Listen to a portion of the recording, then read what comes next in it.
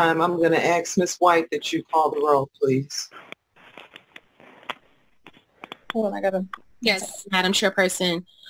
Okay, starting with Madam Vice Chairperson, Commissioner Annie Holt. Here. Commissioner Willie Bell. Here. Commissioner Darrell Brown. Here, if you can hear me. Yes, thank you, sir. All right, thank you. Commissioner Brooks. Here. Commissioner Shirley Birch. Here. Commissioner Willie Burton.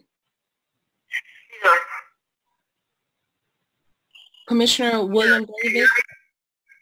Here. Yes, sir. I heard Commissioner Burton. Commissioner William Davis. Here. Commissioner Yvette Griffey. Here. And Commissioner Reverend Jim Holly. Okay. Madam Chairperson, you do have a quorum at this time.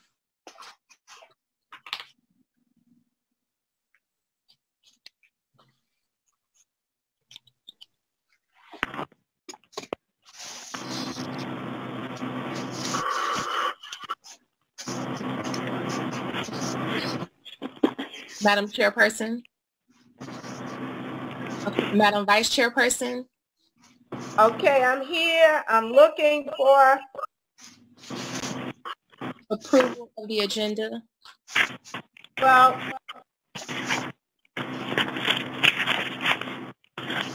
Okay, this is Vice Chair Annie Holt.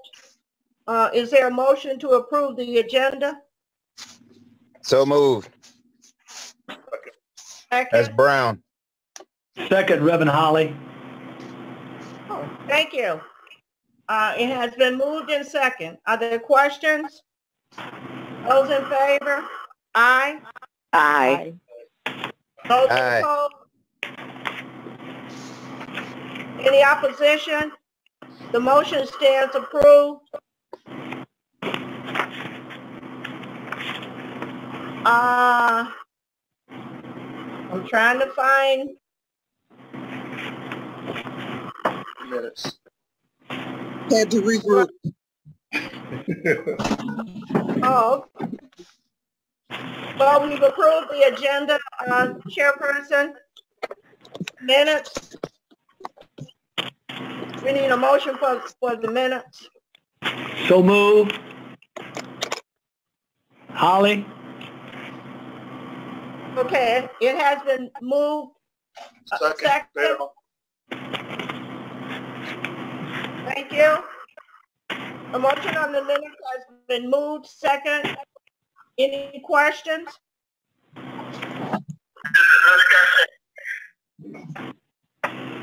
Those in favor? Aye. Aye. Aye. Those opposed? Nay. This is Brown. Why?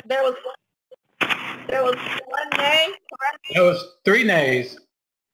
3 nays. Okay. Yeah, Madam Chair, Yes. is it possible that we could just do roll call votes so we can make sure that we know which commissioners are voting so they can all be heard? That's fine. Okay, Madam Chair, are you prepared to finish with your report? Were the minutes approved? Yes, ma'am. Okay, so the minutes were approved and now we're going to move on to For the minute, because I was not recognized last week during the week prior. And I was in Zoom 3 minutes before the meeting started. I was not recognized last week or the week before. I'd like the minute to reflect that I was part of the meeting. In a minute.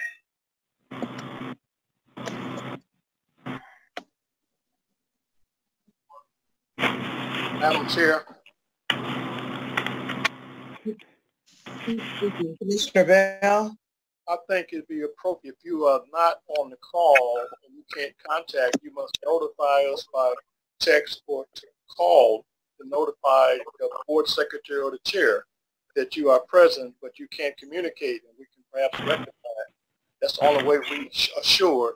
And that was my case too in the past. I had to notify you that I was attempting to get on and I was not on.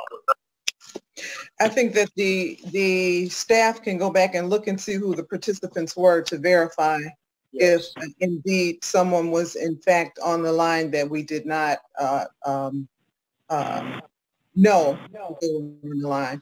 So I'm going to ask the staff to do that in the meantime. Okay? Person. Yes. All right. And then we are going to next go to the introduction of the BOPC staff. Thank you, Madam Chairperson. Before moving to the introduction of the board staff, the Department of Innovation and Technology is monitoring the board's meeting today. And our court reporter this afternoon is Ms. Shay Coleman. And for the board staff introductions, the following staff members are in attendance today: Attorney Jermaine Wyrick, Mr. Robert Brown, Ms. Teresa Blossom, Community Relations Coordinator, Ms. Joanne Underwood, Administrative Assistant, Ms. Delane Richards, Legal Assistant, Interim Chief Investigator Lawrence Akbar, Supervising Investigator Ainsley Cromwell, and Investigator Marquita Stanton. And that concludes the introductions at this time, Madam Chairperson.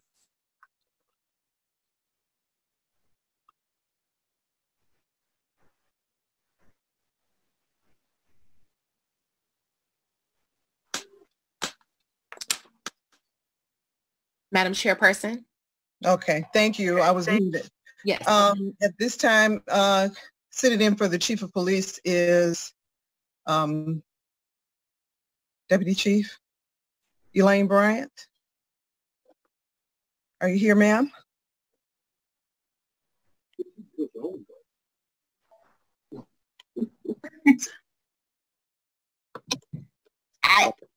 Can you hear me? Yes, we can hear you now. Yes, I'm here. I couldn't unmute myself. Right. Okay, is there any other DPD staff that is on the line? Good afternoon, ma'am. Good afternoon, ma'am. You got Deputy Chief Bedison on the line as well. Anyone else? Hi, Deputy Chief Bedison. Okay, and you got Grant High and Chris Graveline, and I think Captain Russell was on the line. Okay. I'm looking. Let me see. You got Captain Eric Toski, Commander Mark Bliss,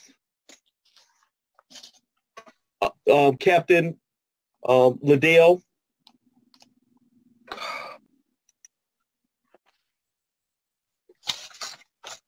And I think that is it. And did I say Grant High, Attorney Grant High also? Okay. And Commander McGinnis. All right.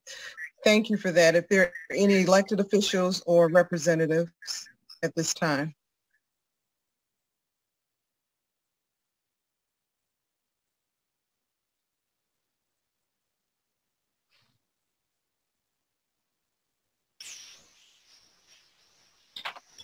Oh, they unmuted me.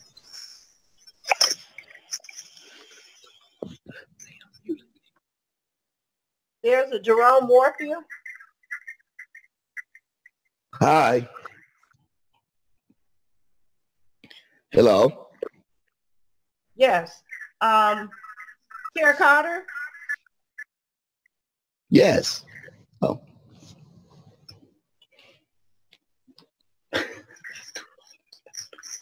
Madam Vice Chair, Chair Carter's audio must have gone out for a second. Can you proceed, please? Okay, now the problem is I don't have a copy of the chair's report. The email that I was sent, does not have it. Oh, okay, we will send that right to you, Madam Vice Chair. And I believe Madam Chair just joined again. Okay, would you please send it anyway? Yes, I will. Thank you. Yes. Okay. And she has not joined the audio. We're still connecting her audio. So I'll send that right to you, Madam Vice Chair. But the next item is the okay, I'm going. I'm working these two phones. Okay. So you were right at the introduction of the elected officials and representatives, and I believe former Commissioner Jerome Warfield was giving an introduction. Yes, I saw his name appear on my monitor. Yes, is he still available? You can ask. Yep. You got Captain Brian Harris on the line as well too. He's on the conference call. Okay, thank you. Okay, Madam Vice Chair, I believe that Commissioner Warfield's audio has gone out at this time. So then if there are no other elected officials or representatives, the next item would be the chairperson's report. Okay, can you hear me? I'm sorry. Yes. Okay. I am trying to get things set up here. I don't know what's going on, but anyway, thank you again for joining us this afternoon for our virtual meeting. Given the critical impact of the coronavirus, the board will continue to utilize this virtual platform for our weekly business meetings until further notice. Please note a few housekeeping rules before we move on. We have distributed instructions on how to access the virtual meeting and how to participate during the public comment section on the agenda.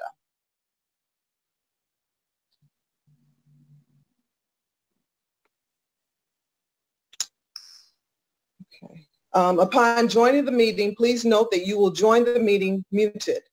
Please do not start your video unless invited to do so by the host.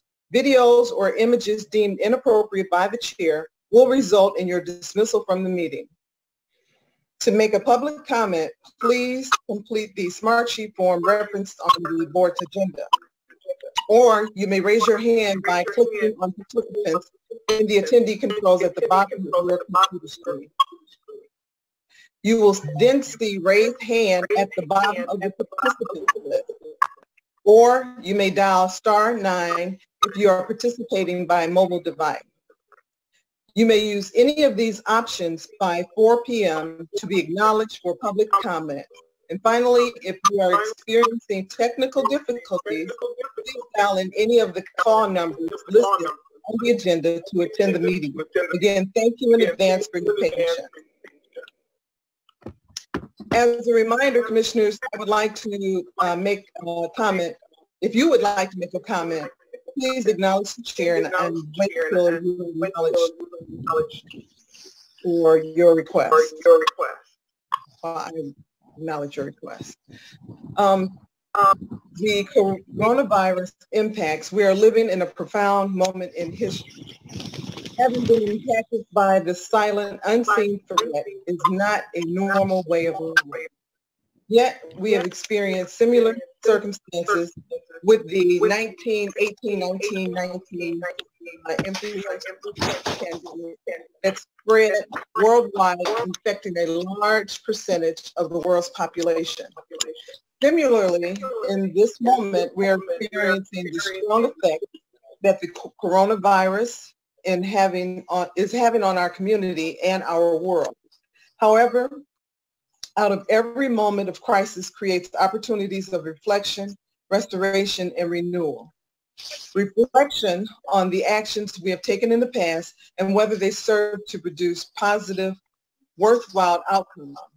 Restoration, giving us this opportunity to reveal and restore these measures and achievements of progress and advancement. And renewal, allowing us to update our past practices and make them better based on lessons learned and pick up the torch from those who have left a tremendous legacy and contribution. Let us remain strong, steadfast, and supportive of our fellow men and women as we all continue to fight through this challenging time.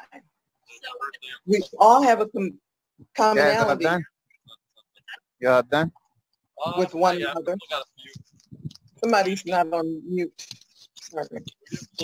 We all have a commonality with one another, and that is we all are in this together. Therefore, we will get through this together, and we will come out stronger and better than before. With that, the board continues to extend our support and prayers to the families of those impacted by the coronavirus.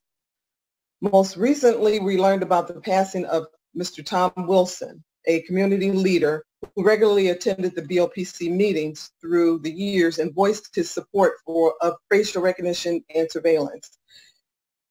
And also the two police reserves, Captain Ernest Robinson and Reserve Officer Gus Hughes, who both served over 30 years each and greatly contributed to the law enforcement community and the community overall.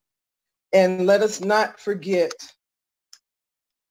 the Herbert family, Skylar Herbert. Both parents are first responders, one for the Detroit Fire Department, and her mother is a police officer, Detroit police officer.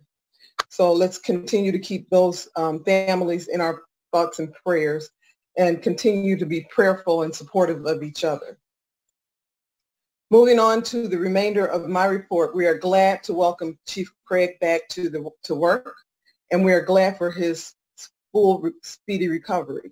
We know that prayer changes circumstances, so we welcome Chief Craig back again.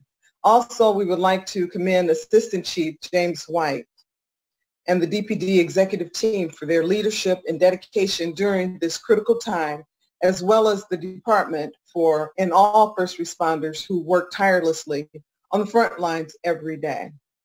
The board continues to send its support and prayers to the department, Detroit, and the world, and encourage all to continue adhering to all public health mandates and safety precautions. Please stay safe and stay healthy. As we do every week on behalf of the board, I want to express the board's concern and support for fallen and injured officers and their families. Officer safety and citizens' protections are ranked as two of the most important priorities of the board. Our board receives a weekly report from the department listing injured officers, and I ask that Deputy Chief Elaine Bryant please provide us with any updates during your report. The Board of Police Commissioners meets every week except for Thanksgiving and Christmas holiday periods. Typically, we meet at the police headquarters every Thursday at 3 p.m., except the second Thursday of the month when we meet in the community at 6:30 p.m. However, as indicated before, we will hold virtual meetings every Thursday at 3 p.m. until further notice. Under the Detroit City Charter, Article 7, Chapter 8, the Board of Police Commissioners is empowered to provide civilian oversight and supervisory control of the police department. Our board investigates non-criminal citizens' complaints, monitors department operations, works with the mayor and the chief of police to establish police policies, rules, and regulations, and acts as the final authority on all disciplinary matters. As an oversight agency, the board has the broad responsibility to protect citizens and create policies to enforce strict adherence to department policies. Additionally, the board works to eliminate police misconduct, discriminatory police practices, and unnecessary use of force by police. The board believes in transparency, community input, and accountability. And as a civilian oversight agency, we must protect the rights of citizens and victims. Our objective is to ensure the safety and protection of everyone. Commissioners, there are several important items for your consideration and information in your packet emailed to you on Tuesday of this week and today. Today we have 3 resolutions honoring Police Reserve Captain Ernest Robinson posthumously and Reserve Officer Gus Hughes posthumously, and the last resolution opposing the recent arbitration ruling to promote Corporal Dewayne Jones. At the appropriate time, I will ask for the reading of these resolutions. From the Chief's office, I'm requesting updates on citywide statistics and any other critical issues facing the department. I am also requesting updates on any critical incidents on the on the department given the widespread coronavirus, recent arbitration decision and the department's action based on the arbitration opinion and award, and any other critical incidents impacting the department and the community. Today we will have one presentation, the DPD Use of Force Training by Captain Brian Harris. From the Interim Board Secretary, Ms. White will provide us with various updates regarding incoming correspondence. Also, I want to announce a few reminders. Again, if you would like to make public comment, please complete the Smart Sheet form referenced on the board's agenda, or you may raise your hand by clicking on the participants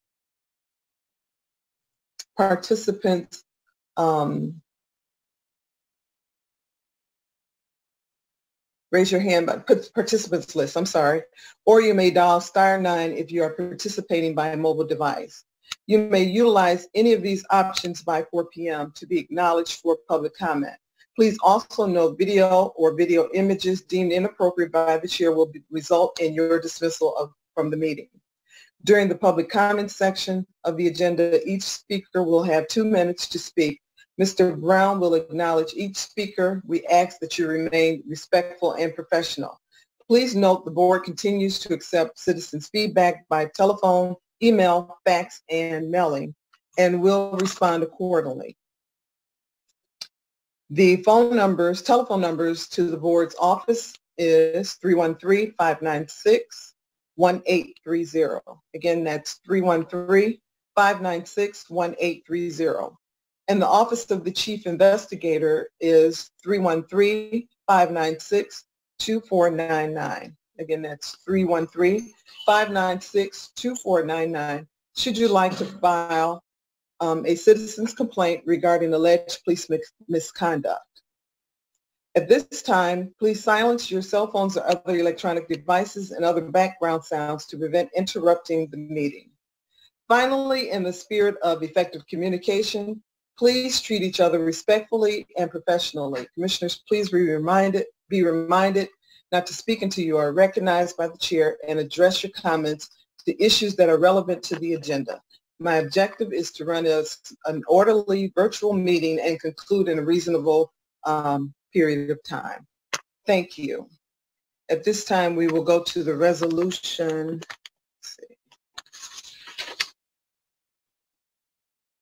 In opposition to arbitration ruling to promote Corporal Dewayne Jones, and that's going to be read by Commissioner Bell. Yes, ma'am. I'm waiting for it to be pulled up on the screen. I'm trying to get it on the phone also. So.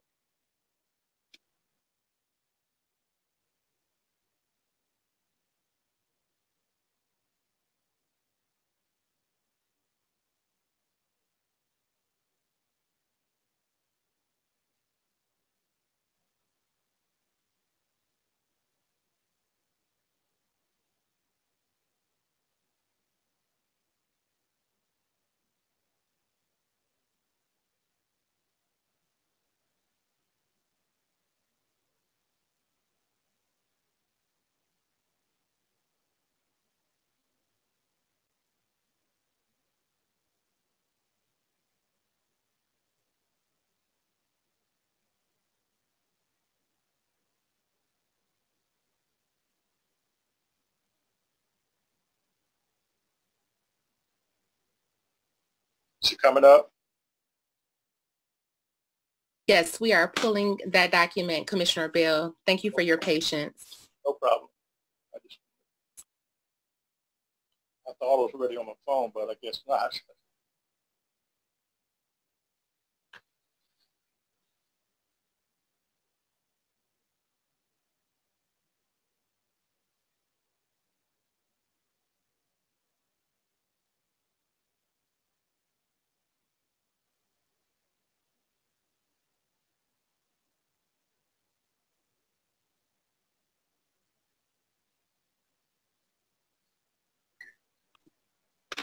Resolution in opposition to arbitration ruling to promote Corporal Jones. Whereas on August 1st, 2018, short Police Corporal Dewayne Jones used force against a naked, unarmed, and mentally ill woman. He punched her several times, approximately 12, including, but not limited to, when her back was turned. On May 19, 2019, a jury of Detroit has convicted Corporal Jones of assault and battery, for which he is currently on probation. Whereas, when a civil lawsuit was filed, Detroit City Council denied legal representation for Corporal Jones because his actions were not in good faith performance his duty. Notwithstanding, an arbitrator granted a grievance toward his promotion and required his attendance at a sergeant class in January 2020. On January 16, 2020, the Board of Police Commissioners unanimously voted in opposition to his promotion and arbitration ruling. Consequently, with the final ruling by the arbitrator, the board continued to vehemently oppose Corporal Jones' promotion because such is against public policy, the health, safety, and welfare of the Detroiters. Therefore, be it resolved that Detroit Board of Commissioners continue to protest the promotion of Corporal Dewayne Jones and disagree with the arbitration ruling for his promotion to sergeant. Madam Chair, that is the resolution.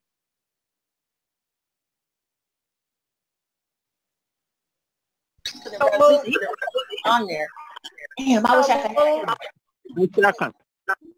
This is Commissioner Holt. So moved on that resolution. Second. We adapt the resolution in opposition to the arbitration ruling to promote Corporal Dewayne Jones. Is there any discussion?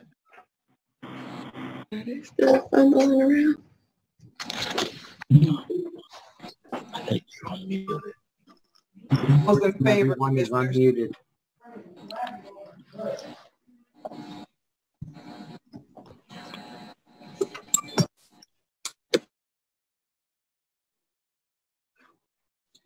Unmute the microphones, please. Mm-hmm. Yes, ma'am.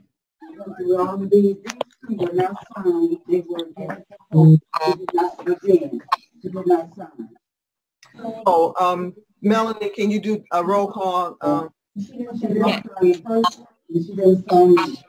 the vote? Yes. Starting with Madam Vice Chairperson, Commissioner Holt. Okay. Yes. Commissioner Bell. Yes. Commissioner Brooks. Yes. Commissioner Brown. Yes. Commissioner Birch. Commissioner Commissioner Burton. Yes. Commissioner Davis. Yes. Commissioner Griffey. Commissioner Griffey. And Commissioner Reverend Holly. Yes. Madam Chairperson, the motion passed. Thank you, commissioners. The motion passes. At this time, Commissioner. Hey, Madam Chair. Commissioner Brown. I think Commissioner Burton is on the call.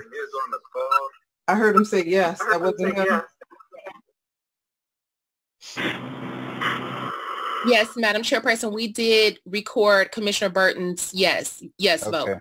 Okay. Thank you. Thank you. Thank you. At this time, we have the resolution honoring Police Reserve Captain Ernest Robinson posthumously that will be read by Commissioner Davis.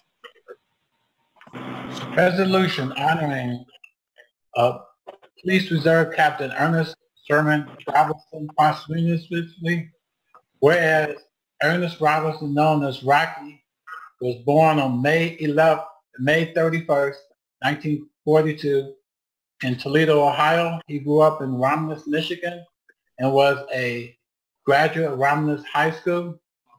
He was a member of the track team and leader of the drum line in the marching band. He had a great love for arts, and whereas Mr. Robinson graduated school and enlisted in the United States Air Force, where he served 4 years in service in Vietnam. After the war, he found employment with a motor company. He had a strong passion for drawing. His areas of specialty was African art, and whereas Mr. Robinson developed a strong relationship with God and became a member of the Worldwide Missionary Baptist Church. Under leadership of the late Reverend Calloway, he was a devoted servant and magician. He also coached both the girls basketball team and track team at Martin Luther King Junior High School basketball school. He was also a ballroom instructor at Club Yesterdays. And whereas on June 12, 1974, Mr. Robinson was appointed to the Detroit Police Reserve as an officer and later became a captain for the reserve assigned to the 2nd Precinct. He played a critical role in the law enforcement in the city of Detroit, and whereas the Detroit Police Reserve, Captain Robinson served in the Detroit Police Department with great commitment and dedication for over 46 years. His professionalism, commitment, and integrity was a great asset to the Detroit Police Department.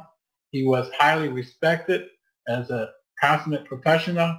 Now therefore be it resolved that the Detroit Board of Police Commissioners, speaking for the citizens of Detroit and the Detroit Police Department, award this resolution prosecuted to the Detroit Police Reserve Captain Ernest Robinson, badge 181, for his 46 years of dedication and vision of public service, professionalism, integrity, standard of commitment to the city of Detroit and to its citizens merit our highest regard. We salute you, Detroit Police Reserve Captain Sherman Robinson, for a job well done. I move for resolution. Support. Been moved Brown. and supported that we adopt the resolution honoring Reserve Captain Ernest Robinson posthumously. Is there any discussion? Those in favor, roll call, Ms. White. Madam Vice Chairperson, Commissioner Halt, Yes. Commissioner Bell, Yes. Commissioner Brooks, Yes. Commissioner Brown, Yes. Commissioner Birch, Yes. Commissioner Burton, Yes. Commissioner Davis, Yes. Commissioner Griffey, Yes. Commissioner Holly, Yes. Chairperson Carter. The motion, yes. The motion passed. Thank you, Commissioners. At this time, I'm going to ask that Commissioner Vice Chair Holt read the resolution honoring Police Reserve Officer Gus Hughes posthumously. Thank you, Chair Carter. Resolution honoring Police Reserve Officer Gus Thompson Hughes posthumously. Whereas Gus Hughes was born on September, okay, I'll try to read yours. Born on September 14th, 1947 in Detroit, Michigan, and was a graduate of St. Charles High School in 1964. And whereas after 65. graduation,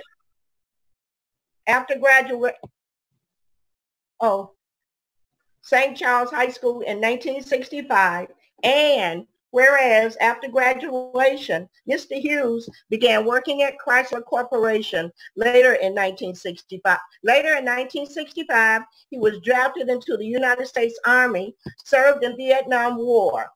He received an honorable discharge in 1968 and resumed his employment at Chrysler. He also furthered his education, earning a bachelor's degree in business administration from Wayne State University And whereas Mr. Hughes developed a strong relationship with God and was an active member at Mount Lebanon Strathmore Church, where he served as a deacon. He was a devoted servant and mentor to the children of his church.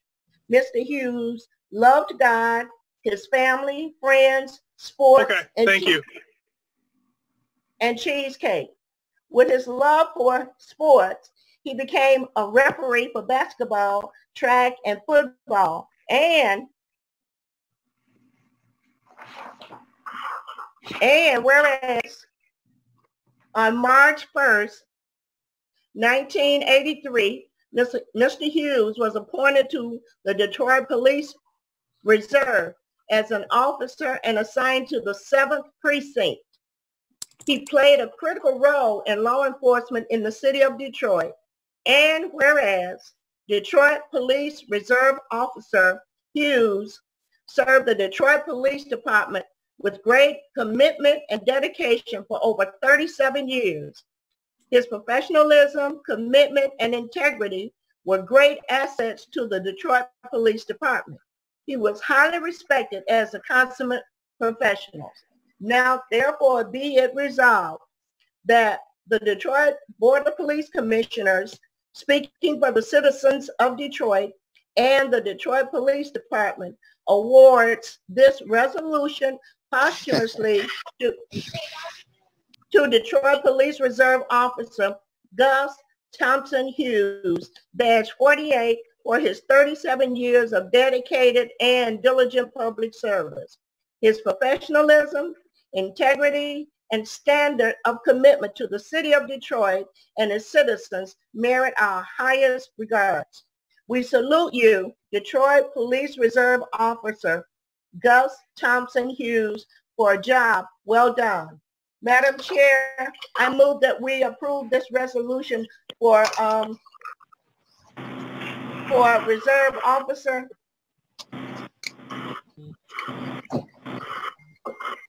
Second. Support. It's been moved and supported that we adopt a resolution honoring Police Reserve Officer Gus Hughes posthumously. Is there any discussion? Ms. White, can you do the roll call vote? Yes, Madam Vice Chair, Commissioner Holtz? Yes. Commissioner Bell? Yay. Commissioner Brooks? Yes. Commissioner Brown? Yes. Commissioner Birch? Yes. Commissioner Burton? Commissioner Burton? Supported. Commissioner Davis? Yes. Commissioner Griffey? Commissioner Griffey? And Commissioner Holly? Yes. Commissioner Griffey, I'm here. Yes. Okay. Chairperson, the motion is approved. Okay, the motion passes. Thank you, commissioners. And once again, our thoughts and prayers go out to the families of Police Reserve Captain Ernest Robinson and Police Reserve Officer Gus Hughes. Before we move on to the police report, the chief's report, I just wanted to remind the commissioners as well, we have a agency CFO, James George is here, and he will be providing us a brief overview of the recent budget proposed cuts as pointed out by Mayor Mike Duggan last week. So he will be presenting that later on the agenda. At this time, we will have the report from Deputy Chief Elaine Bryant.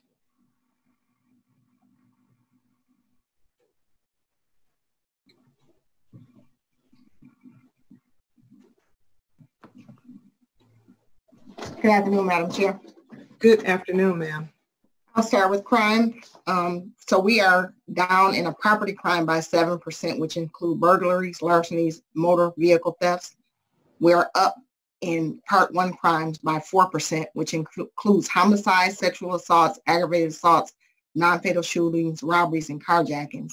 It should be noted that last week we were up by 7%, so we are trending in the right direction. We are down by 3% in that Part 1 category. We can contribute that to, we believe, an increase in our numbers. When I go into our COVID stat report, we have returned, as of today, DPD has returned 926 members back to full duty status. We have 153 members that are currently quarantined, and out of those 153 members, 97 members that are currently positive, that have tested positive. We are rapid testing our members, and that's why we contribute a lot of our members being returned back to full duty. So that is helping in our fight, in our fight for, and to be able to fight crime the way that we are. We have a student police officer, Connor Donahue, that is currently in the hospital in critical condition. He was struck last week by a vehicle.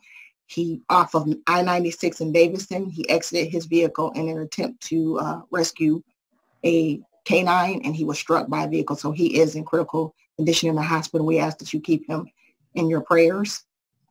I'd like to report that the chaplain, our chaplain corps, have started a prayer line for officers via Zoom. They are doing that on Mondays at 7 p.m., Wednesdays at 1 p.m., and Fridays at 9 a.m. for the officers in the precincts. We think that's a great thing to be able to uplift them and give them some encouragement. As it relates to Corporal Dewayne Jones, I'm going to allow DC Grant High to speak in regards to the matters that you asked about. DC High, are you available? DC High?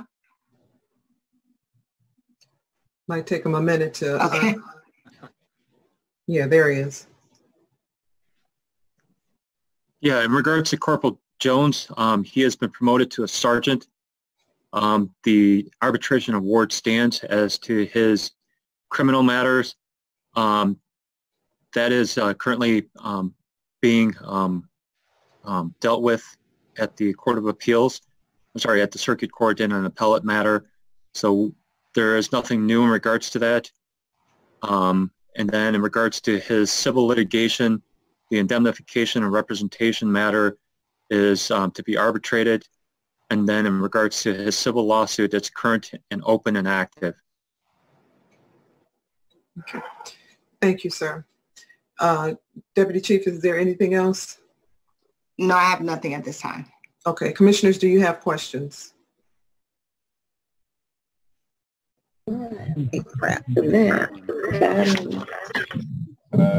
Yes, Madam Chair. Commissioner Brown? And bring me to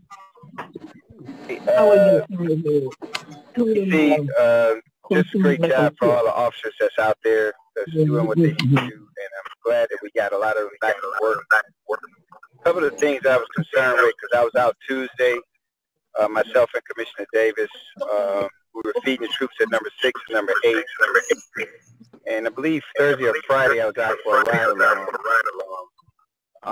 One of the things I thought that was alarming was that we have a lot of people that are pulling off on the police during the traffic stop. It's almost like they know the policy of the no chase policy and different things like that, which is now becoming a danger because some of the citizens are now complaining about that issue. And of course, we had some video of a person doing donuts in the middle of Grand River and Outer Drive. So what can we do to give the message to our officers that we can, because basically with this policy, we're handcuffing them. Is there any way that we can review this to look at some of the circumstances? Because we guys are pulling off from officers. They're pulling off going into traffic and anything like that with disregard to anybody else on the street. And I know it's a growing concern. And I would just like to try to make sure that we can do something to maybe change the policy or come up with some standards on when we need to give chase.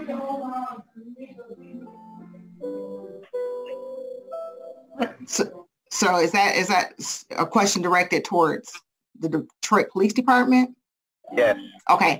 So we are equally concerned, but our main priority is making sure that we protect our citizens, you know, innocent people that are on the streets as well. So Obviously, if there's a crime, an imminent crime, somebody's life is in imminent danger or something like that, we will, do what we need to do. But as far as chasing vehicles strictly off of, them running a traffic light or a misdemeanor crime, we don't want to take that chance in hurting someone. But I do understand your concern, and we do make it clear we don't tolerate.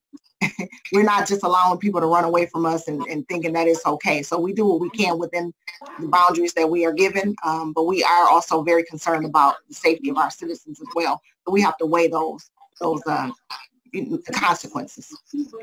So, but what are we doing? Okay, let's say with the people that are fleeing, once they get pulled over, they're just pulling off. I think when I was out there, I may have heard 2 or 3 over the air citywide.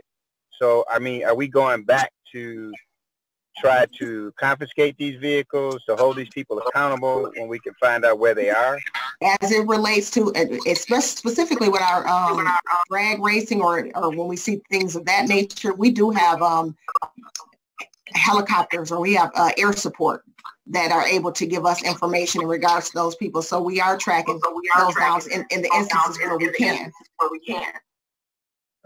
Okay, thank you. Hey, Madam Chair, just a quick note. If someone is viewing on the phone and a computer, that's where we're getting this echo from. But they need to mute one of them. Okay. Thank you for that. Madam Chair. Right. I just sent an email to Melanie because, as Commissioner Brown has noted, some people are not muting their phones, and we can see their names popping up on the monitor. Ms. Parks is one of the people. Could we ask her to mute her phone? Thank you. Yes. Thank you. Any other questions, commissioners?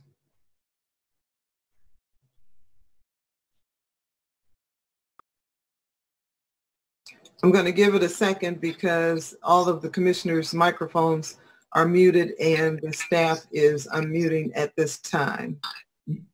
Madam Chair. Yes. Commissioner Birch. Yes, thank you. I wanted to say to D.C. Bryant to thank all of the officers, everyone in charge, as they're handling such a situation in such a tremendous way. But my concern, D.C. Bryant, is the pit bulls. As you know, Mayor Duggan has billboards about the responsibilities of owners of pit bulls. So I represent the 3rd District. So we do have a pit bull that seems to get loose whenever. And so I would like for someone to address that off the air, because we know, in another question to that part, D.C. Bryant, are the animal controls considered essential workers? Her microphone is muted. So give her a second. There you go. Commissioner Birch, that is a question that I will have to ask. I'm not sure if they are working. I would assume that they are, but I don't want to say that in jest because I have to ask that. But if you could get me that information in regards to your specific location, if you could text it to me, I'll look into it. Yes, ma'am. Commissioner Griffin. Hi. I unfortunately had to call 911 a few days ago. I had, there was a neighbor who was probably around 1 o'clock. There was a woman that was knocking on doors and would not leave and was asking for money.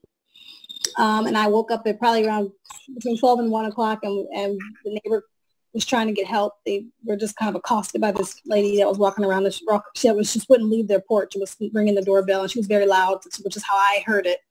I called 911 from my bedroom because I was watching this situation unfold, and I got like a weird, it was almost like a recorded answer, like a beep, and then it was like, and then so I hung up and I called back, and I did get someone, but I don't believe that anyone ever came. I ended up calling Radio Patrol. I have, luckily in my neighborhood, we are fortunate, which I know not all neighborhoods are, but we are fortunate that we have a Radio Patrol. And so we were able to have them come and have it dealt with. But I never got I never saw or heard a police car come. I know it wasn't I know that that it was not a level 1 call, because she did ask me if there was a weapon. I told her I didn't see one, but I did expect at some point some kind of, this could have been a situation we've had before in our neighborhood where people, will have someone knock on the door and, a woman, they'll presume that she needs help, but really it's staged to be a robbery. And so we've had that happen actively in the last few years. And so that's why I was very diligent, because I thought that might be the case. It wasn't, luckily, but it was, still want to understand exactly what happened, why, and if this is the experience of just an anomaly, or if this is a standard practice. So I will say, if you could get me that information, I can look into it, but I will tell you that I'm going to tell you that our 911 operators, as well as the police officers, have been extremely diligent in responding to runs, calls for service 1, calls for service 2. We're doing a really good job. The officers are very, very active in answering these runs. So if you could get me that information, I will look into that specific situation, find out what happened. Okay, I will also can you exact time, date, and time that all this happened, so I can send you all the information, and you can probably trace if you have a call center that's like ones that I'm familiar with, you can trace the call. We can. If you give me the information, the date, the time, and the location, I'll be able to trace that. Okay, I will send that to you. Thank you. Any other questions, commissioners? Yes, Chair. Commissioner Holly? Commissioner Davis. Oh, I'm sorry, Commissioner Davis. Commissioner Holly is lighting up. So Commissioner Davis, go ahead. My question is, how many tickets have been issued for people gathering, and how many tickets up to date have been issued? So let me get that for you. 1 second. I will be able to tell you that. I know we have a lot. We've been doing a lot of work in regards to making sure that we're checking the parks, making sure that we're checking gas stations, businesses, make sure that they're in compliance. I'm looking for the latest stats here. 1 second.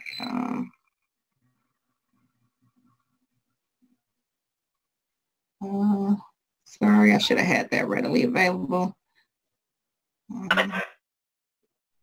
Okay, here we go. So as of Tuesday, this is the latest I have. We've done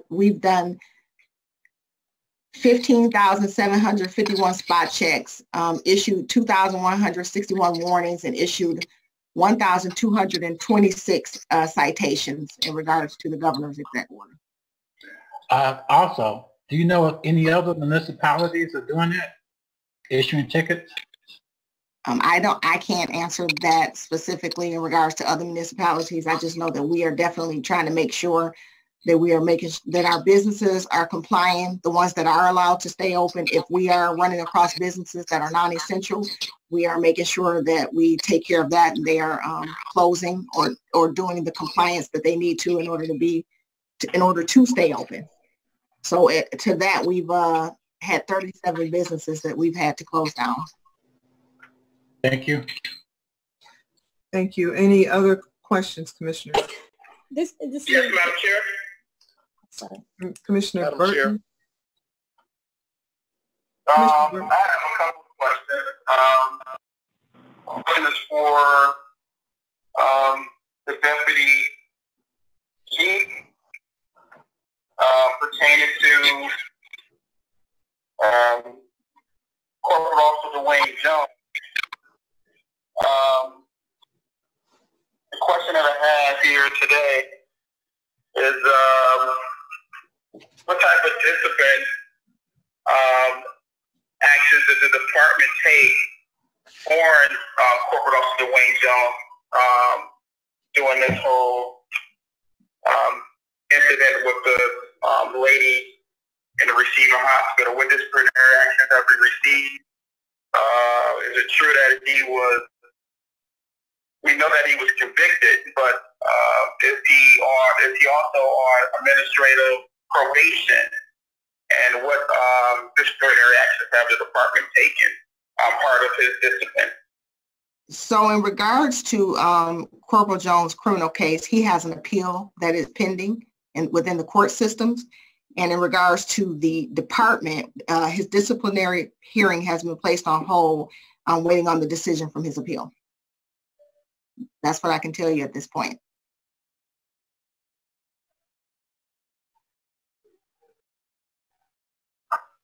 That's concludes my questions for right now.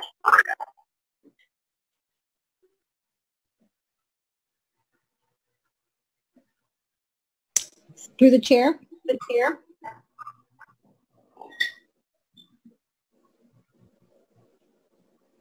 Madam Chairperson.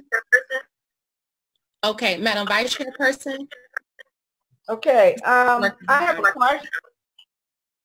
I had a comment and a comment. Madam Vice Chairperson, I apologize. Chairperson Carter's audio is still, we're having some issues with that, so I just wanted to let you know. And Commissioner Griffey has also raised her hand to ask a question. Okay, Commissioner Griffey. Thank you. I just have one more question. Do we have data? We don't, in our report, we have data on crimes committed, but we don't have data on arrests. Is on the number of arrests that take place from each one. Is this something that we can have added to the report? I think it would be helpful to know by district or precinct rather, or however we want to slice it up. But it would be, I think, especially helpful to know in light of what's happening right now, if the number of arrests are going up or down. Yes, I will make that ask for you.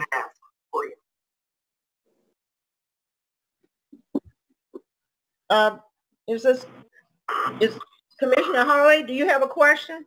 No, I do not. Oh, Commissioner okay. Bell has a comment. Commissioner Bell? Yes, Commissioner Bell? I just want to say to Deputy Chief Brian and Chief Craig and DPD for their due diligent effort to enforce, to enlighten people, to be aware. I know they putting themselves in harm's way with people disobeying government act to get them to comply. I know they are passing out masses for those they might encounter. So it's an extraordinary effort.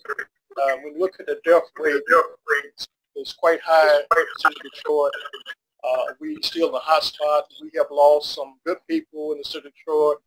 So I think the DPD is on the cutting edge of trying to not just enforce, but prevention of these deaths and these virus issues that we're dealing with in the city of Detroit. I think we need to convey that to Chief Craig and Deputy Chief Brian and the DPD chief going out there 24/7 for an extraordinary job under dire circumstance. I just want to convey that to them. Thank you, sir, and I will make sure that the chief and his exec team gets that information. Thank you. Okay. I'm back on the line. Okay, thank you. So is this through the chair? May I make a comment about the ticket question that I believe Commissioner Brown asked? Yes. Okay, number one, that's state mandated. And I think his question was, what other municipalities are issuing tickets? I assume he's talking about the whole state of Michigan.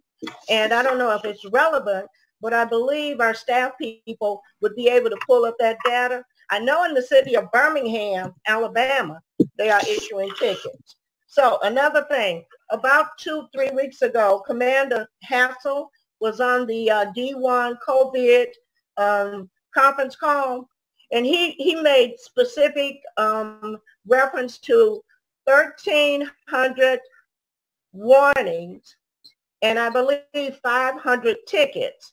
He also commented that in some of the warnings, the officers would actually go to the homes of the parents where the young folks identified where they stayed with the expectations that the parents would get into the attitude that their young folks should not be out at the parks and therefore either are being subjected to COVID COVID-19 or taking it back to their homes. So I don't know if it's necessary for us to explore the municipalities who are issuing tickets.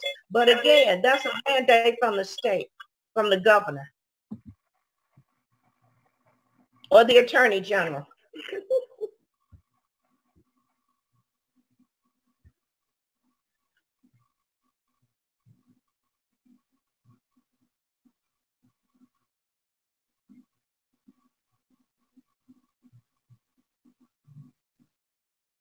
Okay, Madam Chairperson?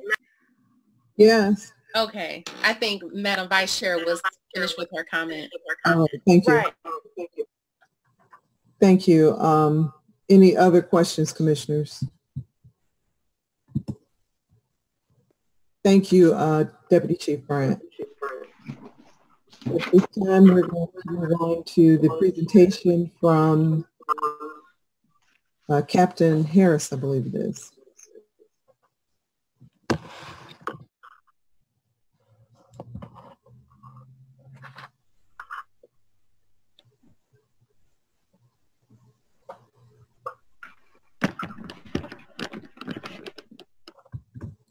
Board.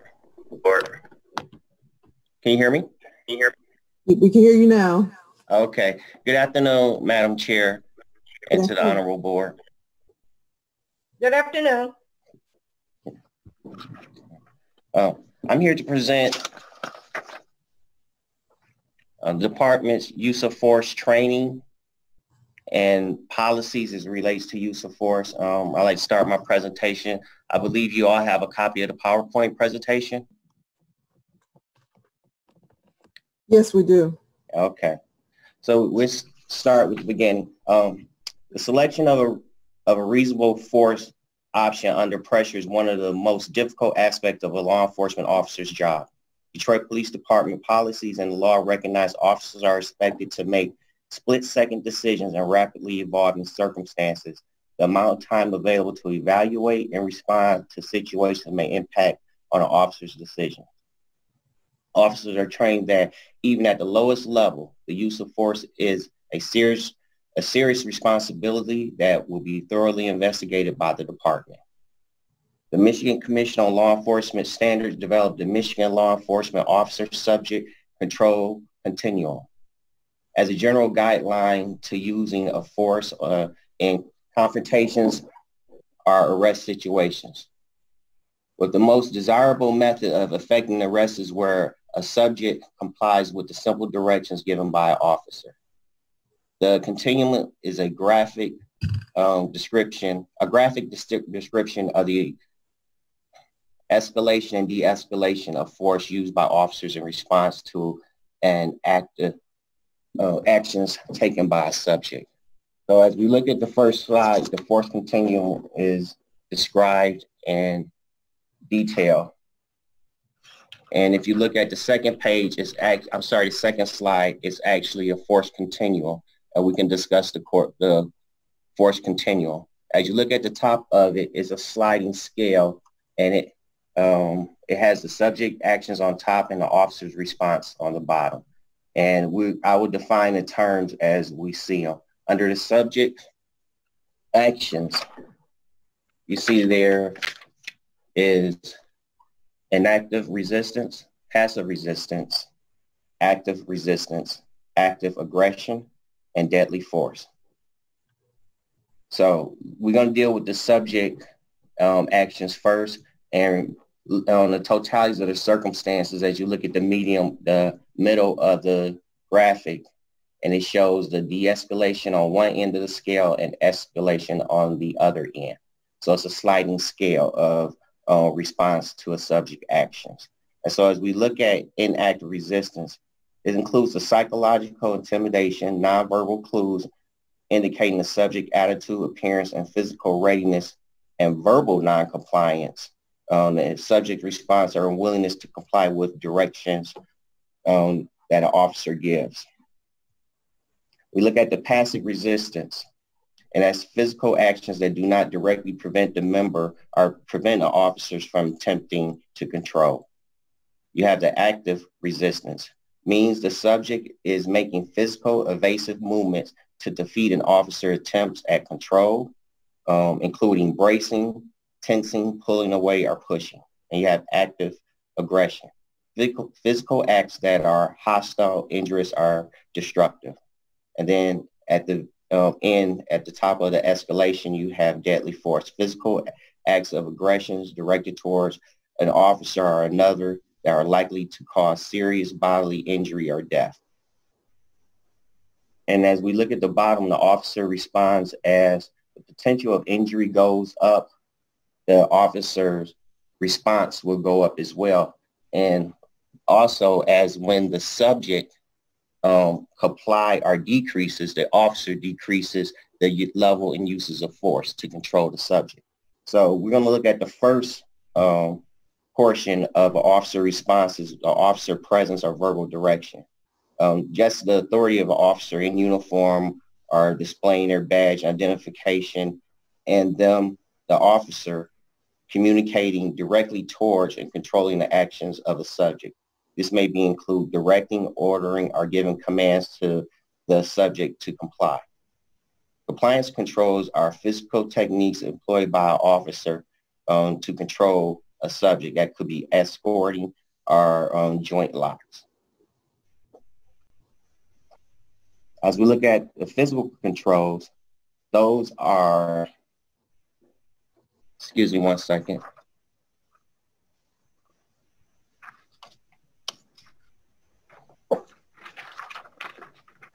Physical controls are the tactics that should be significantly forced to overcome the active resistance of the subject and the officer should remain vigilant for more aggressive behavior from the subject. And those are examples are come along holds, pressure point application, joint locks, and takedown and use of chemical spray. Intermediate controls. At this level, the subject attempts to achieve or assault an officer or another person. The officer is justified to using defensive countermeasures designed to cease the subject actions and de-escalate the situation. And those are things such as blocking techniques that they can use. And then when we get to the top of the force continuum is deadly force. And that's when the officer perceives the subject poses such a threat of imminent danger or death and serious injuries to the officer or to another person that immediate countermeasures may be used to stop that threat. Those tactics could include the discharge of a firearm or other forms of deadly force. While the continuum focuses on subject actions to select the force option, a number of factors should also be taken into consideration as part of the totality of the circumstances. And that's for the escalation, de-escalation factors for the use of force. You got to look at the nature of the offense, the influence of drug or alcohol, the presence or proximity of weapons, officer, the subject factors such as age, size, and strength, the feasibility and availability of alternative response, and the availability of additional officers.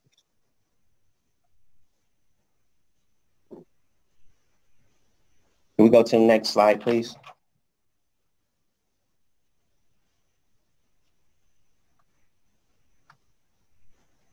So at professional education and training, at the training center, we are charged with training department members. We're going to look at the right side of the slide first as it relates to basic recruit training. And during basic recruit training, when a student police officer enters the police academy, we train them on a myriad of topics and police skills. But as relative to use of force, we're going to concentrate on subject control, firearm training, chemical spray, use of force, and the taser. The state requires 148 hours. We exceed that, and we provide 164 hours of training to student police officers.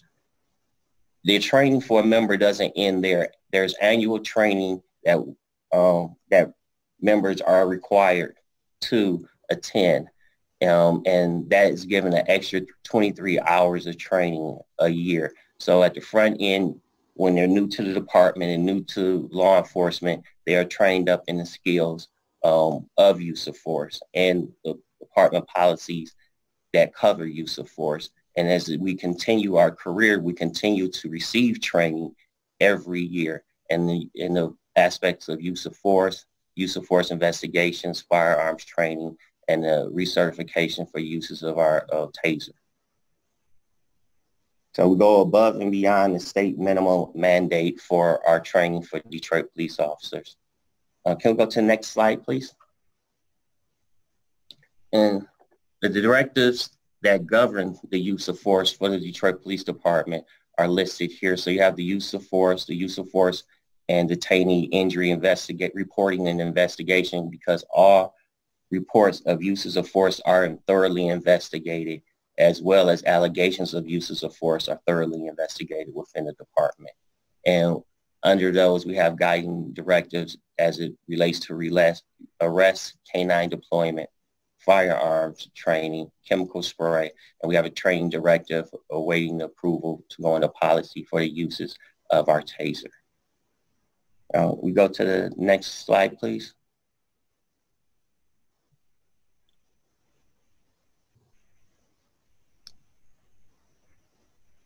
Okay, and when an officer uses force, they're only authorized to use force when it's objectively reasonable under the circumstances, that they're there for a lawful purpose, that the encounter is a lawful purpose to start with, as well as the minimum amount of force was used to effect the arrest, as well as to protect the officer or protect another person. As we look at the reasonable officer or the reasonableness objective standard, that comes from the United States Supreme Court decision in Graham versus Connor. And I'll read that for you. It's the objective reasonable standard is to apply from the perspective of a reasonable law enforcement officer on the scene, and includes an allowance for the fact that the law enforcement officers are often forced to make split-second decisions around the amount of force being necessary in circumstances that are both uncertain and rapidly changing. So when you look at the reasonableness standard, it's a reasonable officer standard. If I placed another officer in the same situation with the same information that that officer that used force at that time had, would they make a similar use of force decision? So it's the reasonableness of the force being used, or the reasonable officer standard. Excuse me. Can we go to the next slide? When we look at use of force, we defined it as, for the department, when an officer, any intentional or any physical strike or instrumental contact with a person, or any intentional physical strike or instrumental contact that does not take effect, or any significant physical contact that restricts the movement of a person. That falls into and includes the discharge of firearms, use of chemical spray, hard hands, taking the subject to the ground, and canine deployment. I would like to define hard hands for you all so that you understand the concept of it. And hard hands is the use of physical restraint to keep a person from moving, or to hold them against a subject, or the use of physical techniques that leaves a mark on the individual. So that's what hard hands is. There are three categories. We're going to talk about the main three categories of uses of force that are directed are starting the officer. There are four categories uses of force, and I'll speak to the last one, the category 4 lastly. But we're going to start in the order from the minimum amount of force being used to the maximum amount of force being used. So in category 3, this is investigated by the parent command. The category 3 is the use of force to effect the arrest of a person, that forcibly arrest a person that doesn't cause injury or complaint of injury and no visible signs of injury.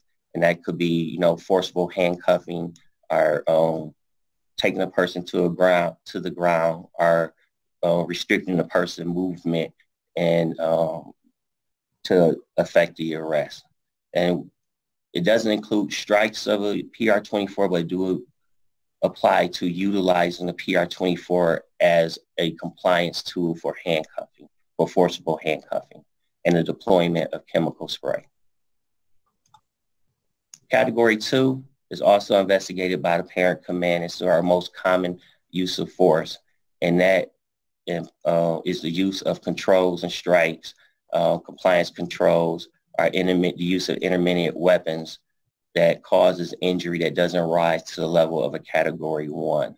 So if force is used and a person is injured or have complaint of injuries or visible signs of injury that do not require hospitalization, that's the admittance into the hospital, not the same as they were taken to the emergency room for hospital treatment. I want to make that distinction. And that's a category 2, as well as canine deployments when canine is utilized to search for a subject, even if they do not make contact or even effectively arrest a subject that's wanted or that have fled the scene. Use of force is done as well to account for that canine deployment. And I would like to discuss category 1. The category 1 is investigated by force investigation, which is a part of professional standards. And they investigate death of a suspect or detainee in department custody if a member utilized their firearm or discharged their firearms, as well as any time a member discharged their firearm not at the range or at an animal. That force investigation investigates the use of force. Additionally, force investigation can assume any other investigation that they deem appropriate for them. So they can assume a category 2, category 3 uses of force. You can stay on this slide because I would like to talk through the category 4 use of force. That was identified by a need for the officers on patrol as they responded to assist EMS in restraining a combative or a non-compliant patient in order for that person to be taken for medical treatment.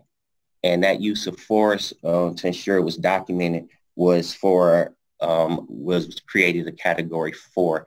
And that looks basically to assistance of EMS in conveyance of a non-combative or non-compliant patient so they can receive proper medical treatment. So that was recognized and identified.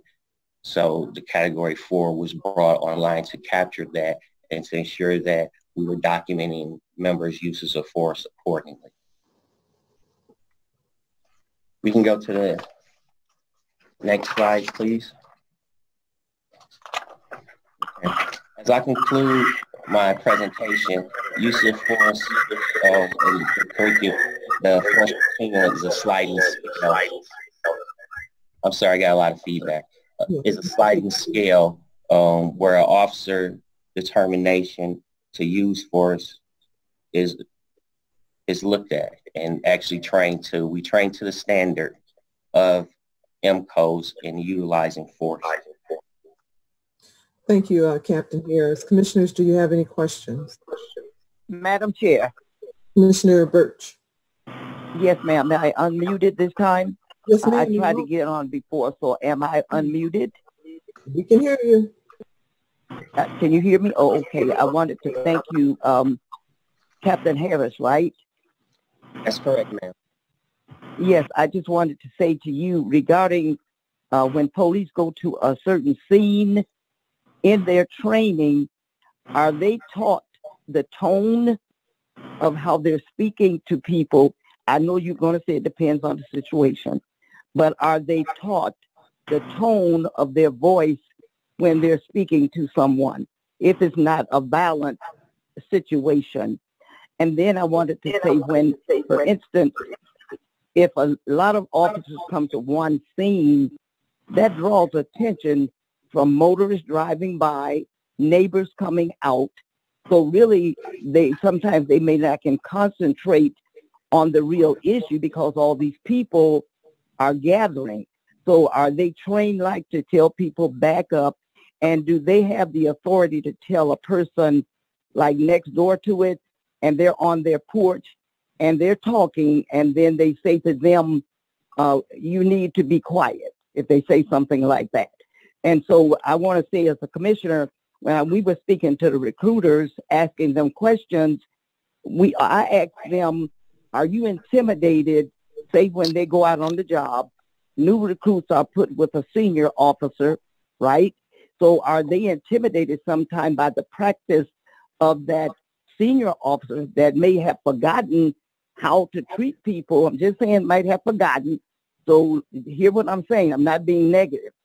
I'm saying that the younger officer will be intimidated to follow the senior officer. So do you all like train them and say, when you feel uncomfortable, they have someone they can talk to without being fearful? I gave you a lot, but I'll listen. Okay. Can we start with your first question first? And could you please re-ask that, because there was a lot there. And I want to address every one of your concerns. The tone of their voice. Yes, ma'am. Yeah, are they trained to use the proper tone depending on the situation?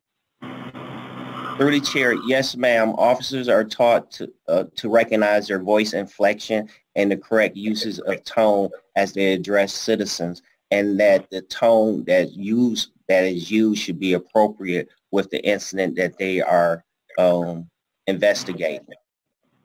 So yes, they are taught the importance of communication. We have several classes within the academy to teach officers how to communicate effectively with members of our community, because our community is comprised of many different social economic groups, and everyone is expected to be treated with respect and dignity. And that is stressed down from the first moment that they enter the doors of the training academy until you retire and leave law enforcement. We're taught from day one to the very last day of our career, treat everyone with dignity and respect. Okay, what about the crowd assembly? That was the next part. The crowd assembly, officers are taught to ensure that their surroundings are safe for them, as well as that the crowd don't gather to create a hazard as for traffic or to impede the investigation. So yes, I'm sorry? Oh, I asked you about intimidation from the senior officers, and are the younger recruits put with a senior officer when they start driving? Yes, the probationary police officers are assigned field training corporals that train them. But from the start of that training, all probationary police officers are taught from the moment they enter this door is that we are duty bound to uphold integrity and ethical standards of this agency, as well as that we are a constitutional based policing agency. So no matter what rank you are, how much time you have on a job, you are duty bound to report misconduct of a member of this department, and failing to do so will result in discipline actions or corrective actions being taken against you. Thank you. Okay, did we cover everything, ma'am? I think so. I gave you so much, I guess so. Yes, ma'am. Any other questions, commissioners? Yeah, Commissioner, this is Reverend Holly, Madam Chairperson. Commissioner Holly. Madam Chairperson, the presentation was beautiful, and I thank the sergeant. But I'm just saying to you is that this is just too important. I mean, I try to follow it. It's been we over an hour on this meeting. I try to follow it, and I just feel like this is too important to accept this presentation without really being there. And I feel like we asking for a privilege to have this brought back when we get out of this pandemic. I really feel like it's too important to have it where we are how we dealing with this. I just didn't get it. I didn't get it like I want to get it, and I feel like it's too important to vote on it and accept it at this particular time. I hope I can find support for it. If not, I'm okay with it. We're not voting on anything. This was just a presentation on the use of force. I want to tip back. Yeah, this is not a vote. We're not voting on anything. This was just a presentation of the use of force policy. This bring it back on. What? Can you bring it back when we go back to regular? I wasn't done, Commissioner Holly. I'm sorry. Forgive me. That's okay. This is an important policy, and we will be bringing it back. I just want the commissioners to understand what the policy is and to know that the policy is there, and we are constantly reviewing the policy. So it's important for us to have just an overview of the policy, and we will be bringing it back at a later time this year. Thank you. You're welcome, Commissioner Howard. Any other commissioners? Yes. Commissioner Davis. Commissioner Davis. A question, not for the captain, but for the chair or the board secretary. Will this be posted sometime soon to our site so that the citizens can also read this? The presentation? Yes. The presentation, they are posted to the website, yeah. Yes. Commissioner Bell? Yes, Madam Chair, I just want to remind the Commissioner, what we received was just a condensed oral report. This subject matter, of course, is in the manual, which you have opportunity to review in detail on each item they raise here. It's very detailed, very cumbersome, but if you need to go through the entire process of manual to deal with force. So you can't not get it in 5 or 10 minutes. You have to go through the process to understand what we're dealing with. We come a long way with force under the Department of Justice scrutiny, as you well know. 13 years to flush this out. The department is doing an excellent job on it, but this was just reporting out in the condensed report. In order to digest it, if you want to understand, you have to read the manual dealing with this particular matter. Any other issue, go to the manual. And even in looking at the manual, it's still a lot to digest. I know, it definitely, you have to, but it's dealing with accountability. We engage, they investigate, and they report out in reference to how you deal with force. So we come a long way, but you have to go through the process. Yeah. Any other questions, Commissioner? Madam Chair, Commissioner Burton here. Commissioner Burton. Madam Chair? Yes. Question for the Deputy Chief. Where we are with the department deploying police reservists during this pandemic.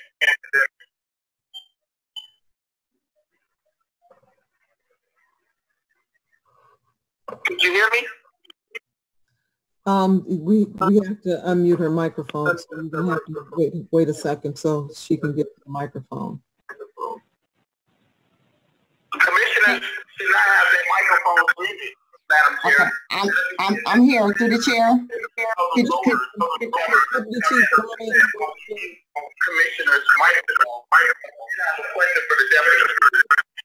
There's a lot of feedback. That's why the microphones are muted, because of the feedback, and others can't hear the conversation. So microphones are muted. I'm sorry, Deputy Chief Bryant. I'm sorry, ma'am. Through the chair, are you asking where are we with putting reserves out on the streets? I'm sorry, could you repeat your question? The question is, and today are deploying police reservists during this time of crisis when we need every hand on board. So if Deputy Chief Bedison is still online, he'd be the best to answer that because he's in charge of the reserve. You still here, DC Bedison? Yes, I'm here. Hold on.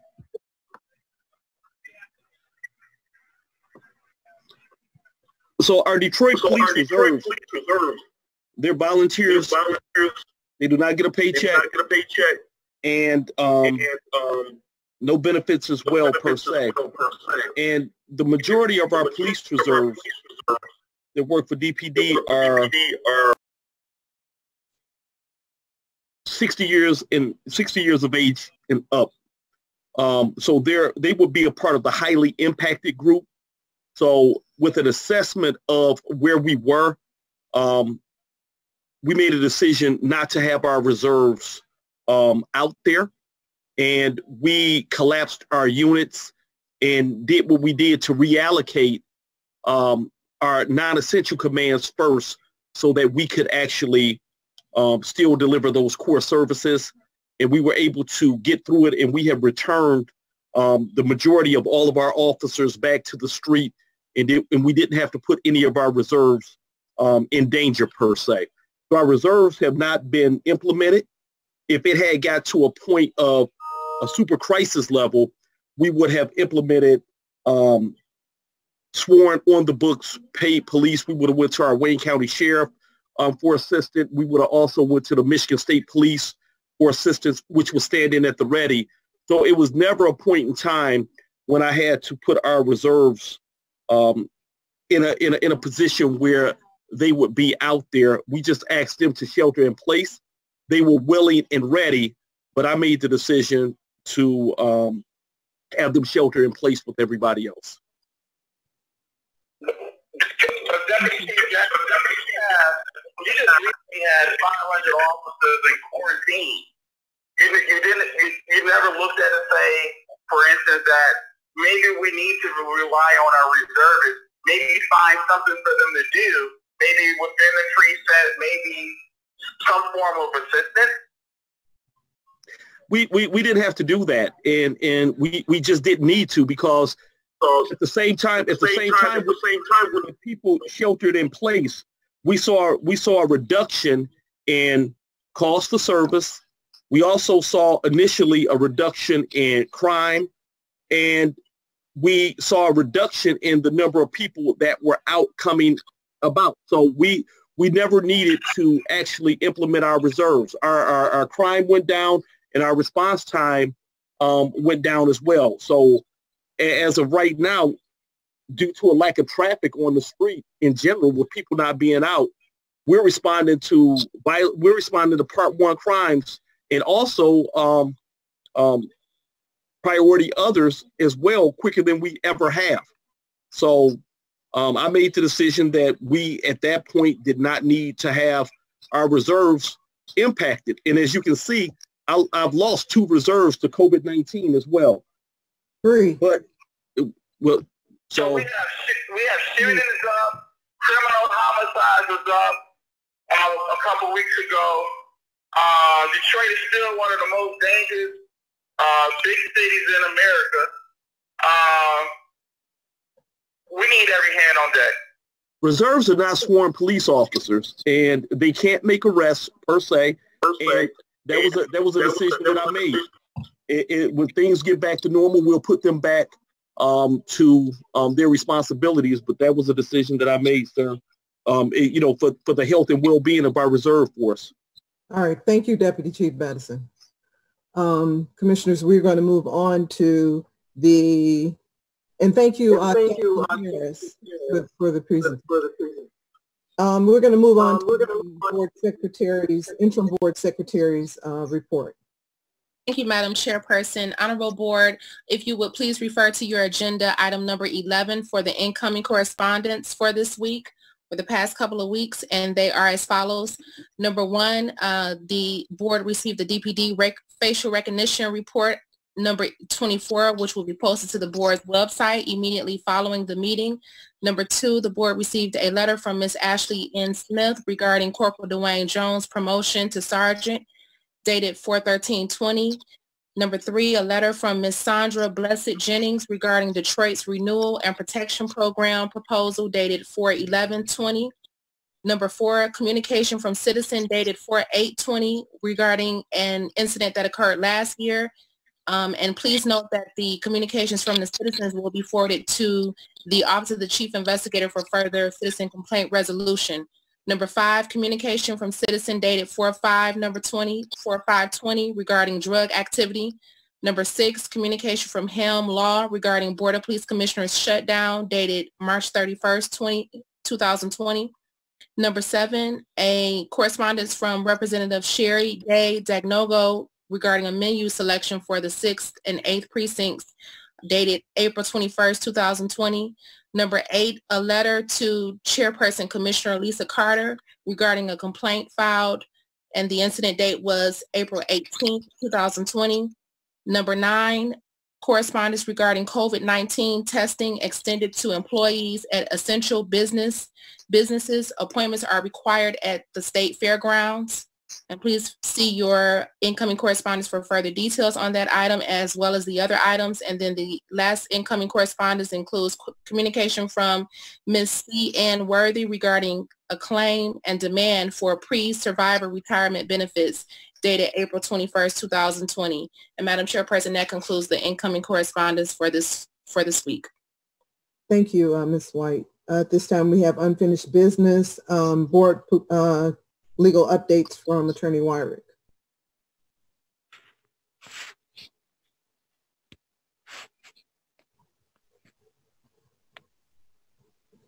Attorney Wyrick? Yeah, I'm trying to get through. Okay. Can you hear me? Yes. Okay. From what I understand, we're going to do Mr. Farada's applicant appeal status.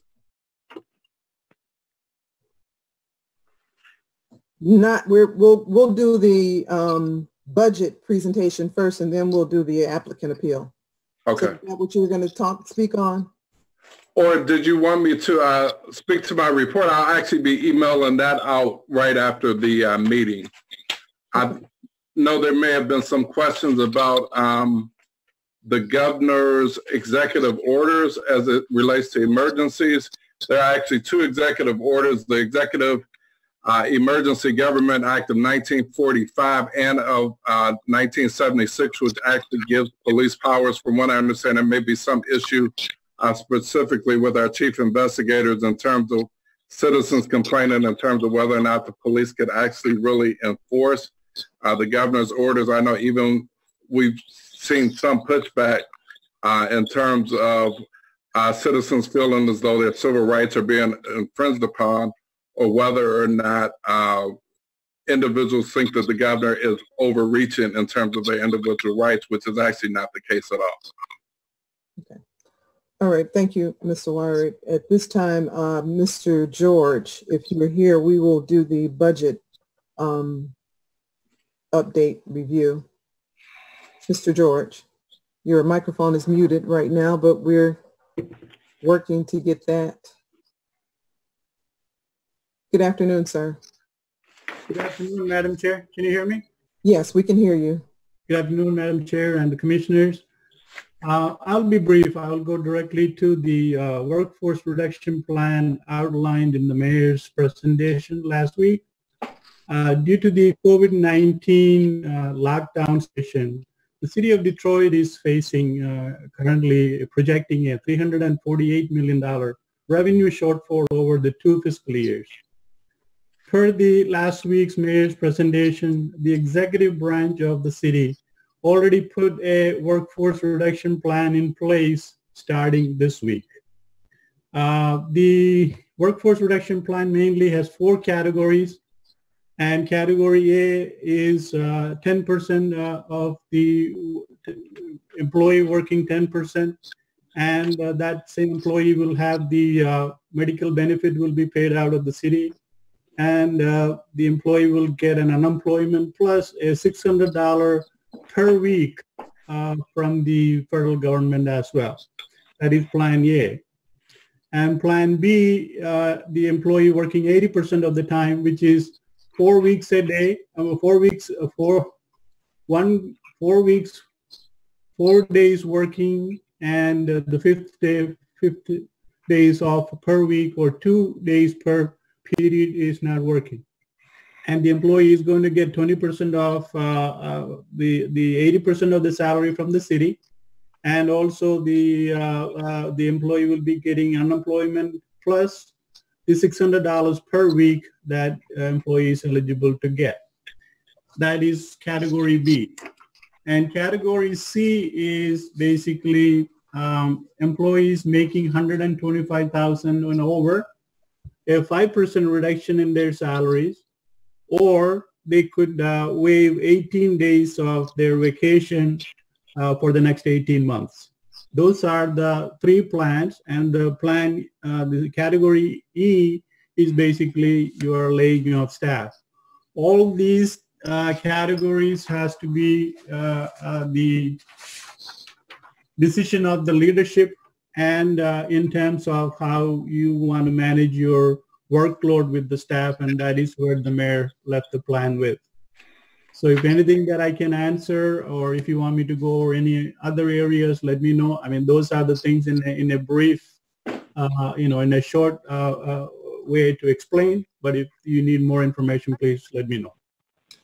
Commissioners, so my understanding, or my, well, I'll hold off on my, Commissioners, do you have any questions for Mr. George at this time? I have a question. I have a question. Commissioner I have a question. Commissioner Davis. Yes, sir. Has the city council voted on the mayor's plan? No. We're not yet. Through the chair, no.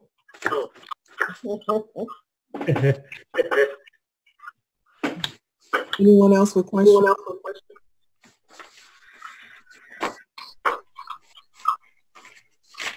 No. So my assessment is that our body, the BOPC, falls under elected officials and our staff appointees. So understanding that, I think that a 5% reduction in salaries is in line with the mayor's plan, and that would be, what is it? Plan C. Category C. Category C. Correct. Okay. So commissioners, do you have any questions regarding the category C budget cuts? So with that, would anyone like to make the motion? Madam Chair, Commissioner Griffey. I'd like to move that we, in standing with the city, and in light of everything that's happening with COVID-19 and the impact of the city's finances, that we enact immediately a 5% action on. Second. I second. That was Shirley, Commissioner Birch. All right, Commissioner, thank you. It's been moved and supported that we enact category C budget, which includes 5% for staff members. Is there any discussion? Madam Chair? Mr. George? Is that Mr. George? Yes. Category C, they have the employees have the option to either 5% or waive their 18 days vacation.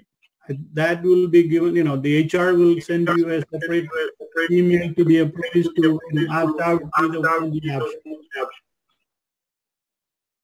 Okay, so does the option need to be in our motion?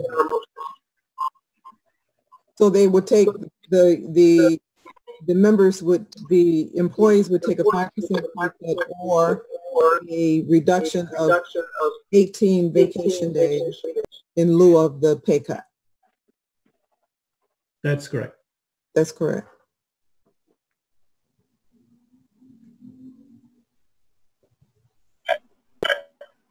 Was that an amended motion? Madam Chair? Commissioner Griffey. I'd like to amend my motion. I move that we amend the motion to coincide with the Detroit's category C budget cut, which give employees the option of a 5% reduction or the equivalent amount of vacation days, 18 days. So that still stands for me. Second, Commissioner Birch. Moved and supported. That we adopt the category C, 5% reduction in pay or 18 days vacation in lieu of. Is there any discussion? Yes. Yes, Madam Chair. Commissioner Brown, and then I think I heard Commissioner Davis. Yeah.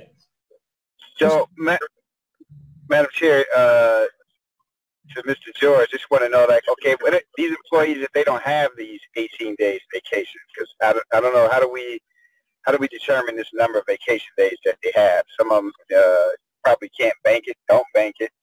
They may not have it. And does this include anything in pay raises and hikes like that? That's part of this. Because I don't have it before me right now. But just to understand that if they don't have the vacation time or the time that the city can take back, what's the alternative if they go with that? Through the chair, the 18-day vacation going forward, that means next 18 months, every paycheck they get their vacation if they are an appointee. Okay. So that is how, that is the way most of the employees are, the appointee level are taking, that's going forward, not what you already earned. Commissioner Davis? Also, my question is along with Commissioner Brown's. I was wondering, do they also have the option, will they also have the option to utilize some of their sick bank as relates to this? It would be most helpful if we actually had a physical copy of everything that's involved in this. This is most inappropriate to be voting on something we don't even have in front of us. Through the chair. Madam Chair. Commissioner Griffey. I just want to remind my colleagues that we were all a part of the presentation that the mayor made. We were invited to just to watch, and I believe a copy of it was available. And so I think in accordance with the HR policy, Dr. Anderson, what I understand, employees have all City of Detroit employees have a bank, and so if the employee do not have, they can reach out to Dr. Anderson, I'm sure, an understanding of how many days they have in their bank. But if they don't have enough days in their bank, then they would have to take the 5% reduction. I strongly believe that we need to stand in solidarity with the other City of Detroit employees in this cut. And I do not believe that waiting to receive further information is necessary. I think it's pretty cut and dry, and we have the expert on the phone. It's a 5% pay cut from their salary, or it's 18 vacation days if they wish to, is in their bank. It's not very complicated. And I think we have a lot of employees. There are employees all throughout the city who are taking much deeper cuts. And it's very unfortunate. But I think that we need to stand up as leaders. And it's I think in the scheme of things, with what's going on, it's not too much to ask if our fellow employees of the city of Detroit are experiencing the same thing. And so I would implore my colleagues to strongly consider this and consider what it looks like if we say our group is too good to take this cut, or we don't make swift decision now. Madam Chair. Commissioner Birch. Madam Chair, am I allowed to speak? Yes. Oh, I just wanted to convey to Commissioner Griffin, I agree totally what you said. Myself, speaking alone for myself, I consider what we do receive is like a stipend. So it can't hurt us like Commissioner Griffin was saying. There are others that are suffering more than we are. So I don't see why we would need to wait and come back and make a decision. We should go along with either the vacation or take the 5% pay. That's what I think. We should move on. Commissioner.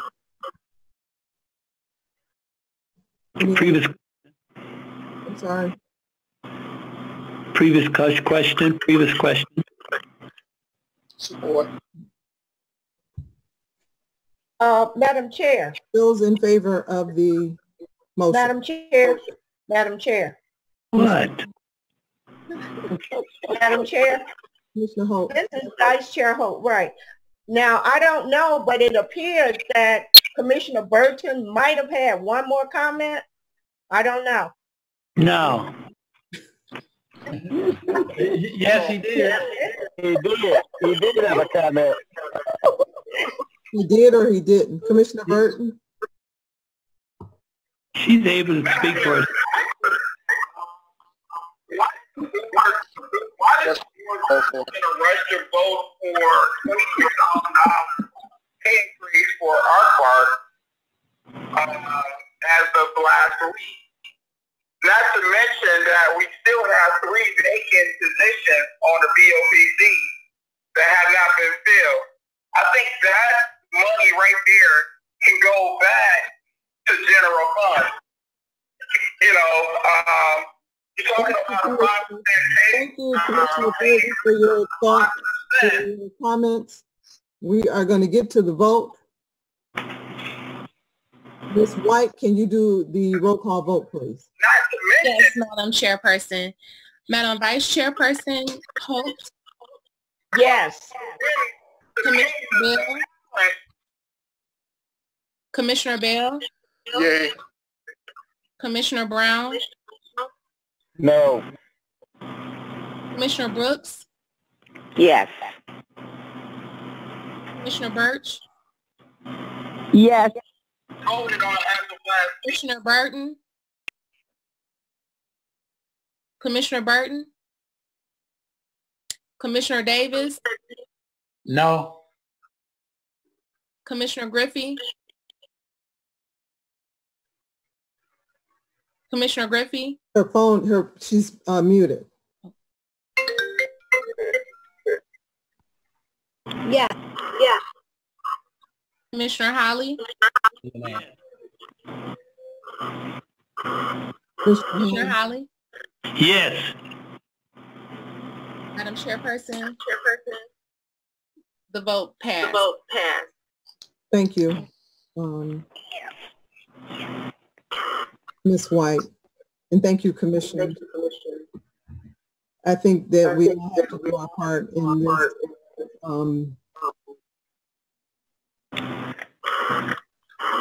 budget shortfall that the mayor has projected, and I think that this is just a small part of what we're doing in order to move forward as a city. Thank you. At this time, we are going to do announcements. Our next meeting will be Thursday, April 30th, 2020 at 3 p.m. This will be a virtual meeting. And our next community meeting will be May 14th, Thursday, May 14th at 3 p.m. And this will also be a virtual meeting. At this time, we will have oral communications from the audience. Please, please give your name for the record and limit your comments to 2 minutes. Mr. Brown. Yes, Madam Chair, I currently have 6 names. I'll call them 2 at a time. Thank you. The first member would be Mr. Eric Blunt, followed by Ms. Cindy Dara. Mr. Blunt. Yes, good afternoon, board. Can you hear me? Yes. Yes. Yes, good afternoon, board, Deputy Chief Bryant and Todd Bettison, and to all of my brothers and sisters. For the record, I am Minister Eric Blunt from Sacred Heart Catholic Church, where our priest is Father Norman Paul Thomas. Today's presentation on the use of force training and policies for the Detroit police officers is, I believe, in divine order, because it's lining up with our struggle for justice in the case of the violent attack by Officer Dewayne Jones on a woman having mental problems. No disrespect to Captain Harris, but any reasonable person cannot match up Dewayne Jones's actions with the training presentation of today. Although the resolution opposing the promotion did properly note that Dewayne Jones continued to beat this woman while her back was turned, another critical issue is that I need to remind people that Chief Craig on August 28th, 2019, he stated in a semi-private meeting that Dewayne Jones's first mistake was in violating departmental policy that clearly instructs officers to first place in handcuffs a mentally ill person that they have decided to take into custody. This first violation of departmental policy led to his criminal act. Another critical issue is that no one knew about this event, not even Chief Craig, unless a bystander recorded it on their cell phone and presented it to the news media. Chief Craig stated that he only had and looked at the bystander's video when he made his decision to fire without pay. This resolution does not include a commitment to oppose this promotion with all the legal tools available to this board. Mr. Blunt, your time is up.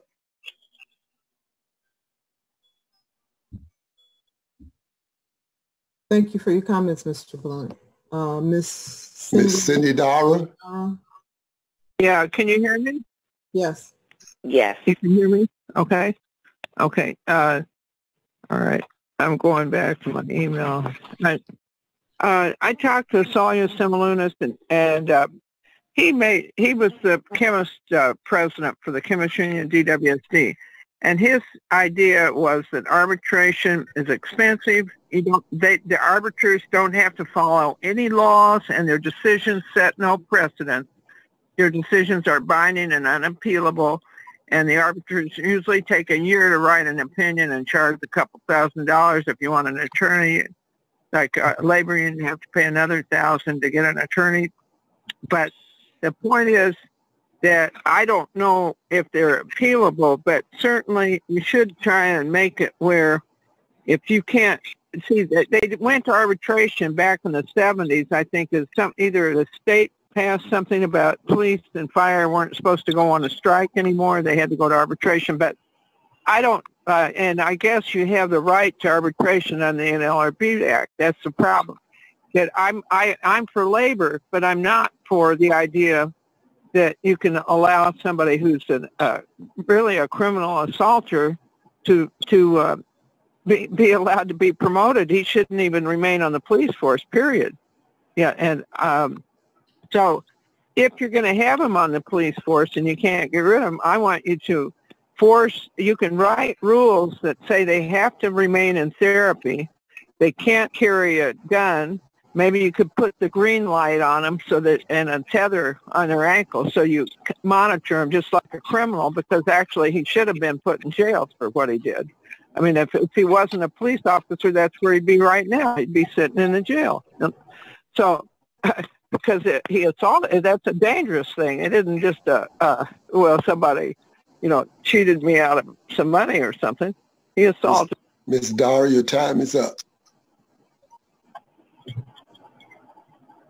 Miss Michelle George, followed by Mr. Scotty Boman.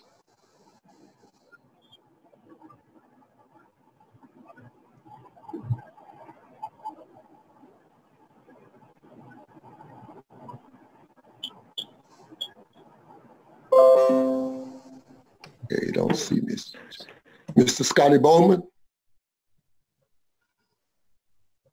Myself. Okay. Fire Dewayne Jones. Then we don't need to dance around this promotion BS. Yeah. Criminal charges are being appealed, but officers have been fired for much more benign conduct without criminal convictions. You must correct Grant Ha. Jones was not legally promoted, and it is your duty to fire any insubordinate employee of the department that facilitates this farce, including anyone who calls him sergeant. If you acknowledge a promotion while saying you are against it, you are lying. You have the following avenues to pursue without Jones being promoted. On April 16th, Grant Ha restated the same information from the previous meeting, that he didn't have an official document from the arbitrator. He announced the decision by the appointed arbitrator George Roumell to promote Jones to the rank of sergeant. Roumell sent the message by email, but never followed up with the legal document. That's one path. Even if you believe Roumell has the power, more power than the charter, his ruling isn't effective without official letter. Virus or no virus, you have not required to accept the email as effective document. There is no way for the virus preventing him from producing the document. On January 16th, the BOPC voted unanimously to reject the promotion. Section 7-814 of the Detroit Charter says all promotions must be appealed by the BOPC. Simply assert your authority under the Charter, don't recognize usurpations. Section 7-807 says decisions of the trial board can be appealed to the Board of Police Commissioners. If they delegate their decision to an arbitrator, it is still an appealable decision. Finally, on a separate note, Mr. Wyrick really needs to read Article 1 of the Michigan Constitution before he says people's civil rights haven't been violated. Mr. Boman, your time is up. Ms. Laura Parks.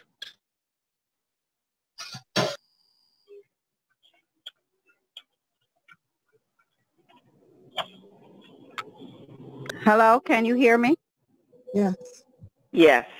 Okay, listen, I have a statement that I want to make. The statement is, I know you guys give out resolutions or the, I guess that's what you guys call it, when you give a recognition to some of the police officers that have retired who are still doing good work in the community.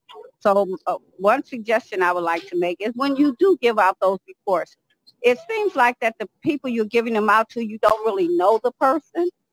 And you have not really read over what it is that they've done, and it sounds like that you are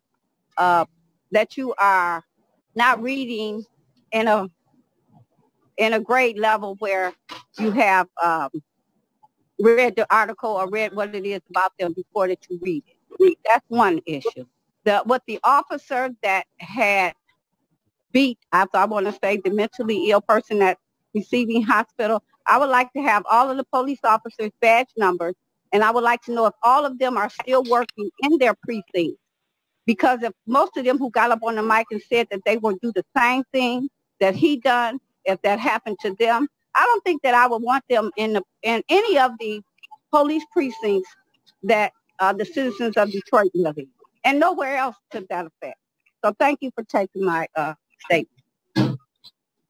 Madam Chair, your last speaker be the person whose phone number ends in 534.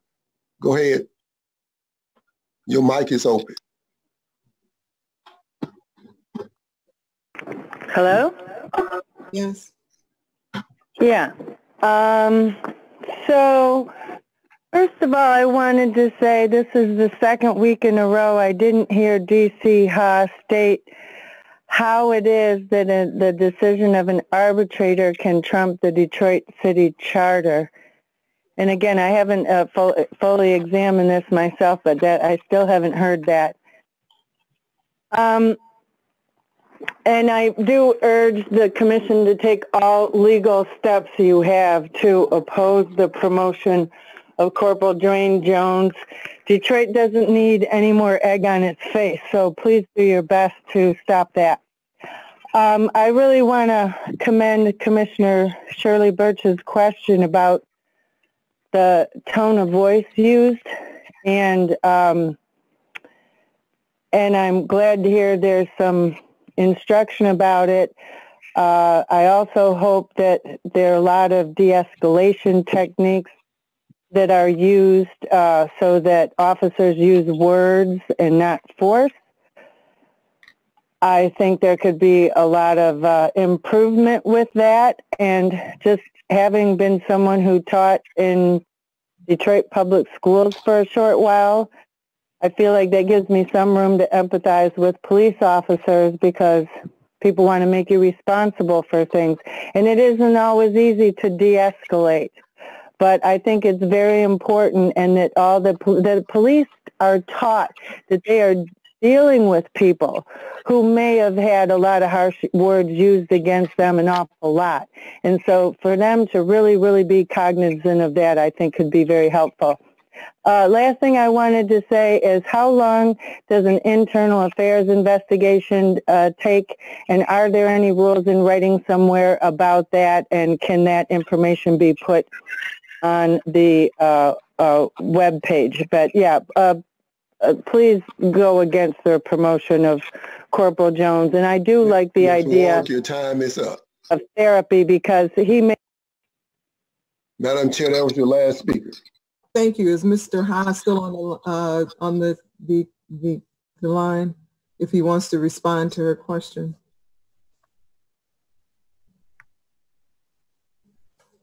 Madam Chair. Yes. Mr. High. Before he responds, I would like. Yeah. Is that he on the line? Commissioner Brown? I can't hear. No, this is Brown. Yes. I would like to ask that we get our attorney to talk with corporate counsel to see what the legality is of the state of the fact that arbitrator is basically over-trumping the charter of the city of Detroit. And we need to understand that who has the final say. So if we can get the legal opinion to find out where this responsibility lies, where this lies, I think it would do us some justice to understand what this hierarchy is of the level of authority and rule of authority and who has the final say. Because we mix the words that with an appeal. We don't have to appeal anything. This is the Board of Police Commissioners, and what we do is we take it to court, we get an injunction against it, and different things like that. Then we have to get this opinion to find out what's going on. So I would just ask that we get Attorney Wyrick to speak with corporate counsel so we can see what direction the board really needs to go in. Mr. Wyrick, I believe he's a... Yeah. Hold on. Have you been in conversations with, oh, his mic is muted. Mr. High, you're on unmuted. Did you want to reply to the question that I believe that was Ms. Warwick had? Through the chair, if I may. Yes, Mr. High. The collective bargaining agreement gives the right to the umpire to make a decision.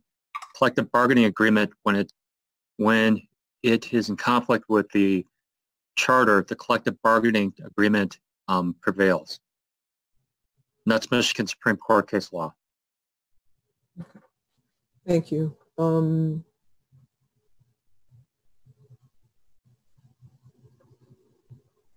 Attorney Wyrick. Yeah.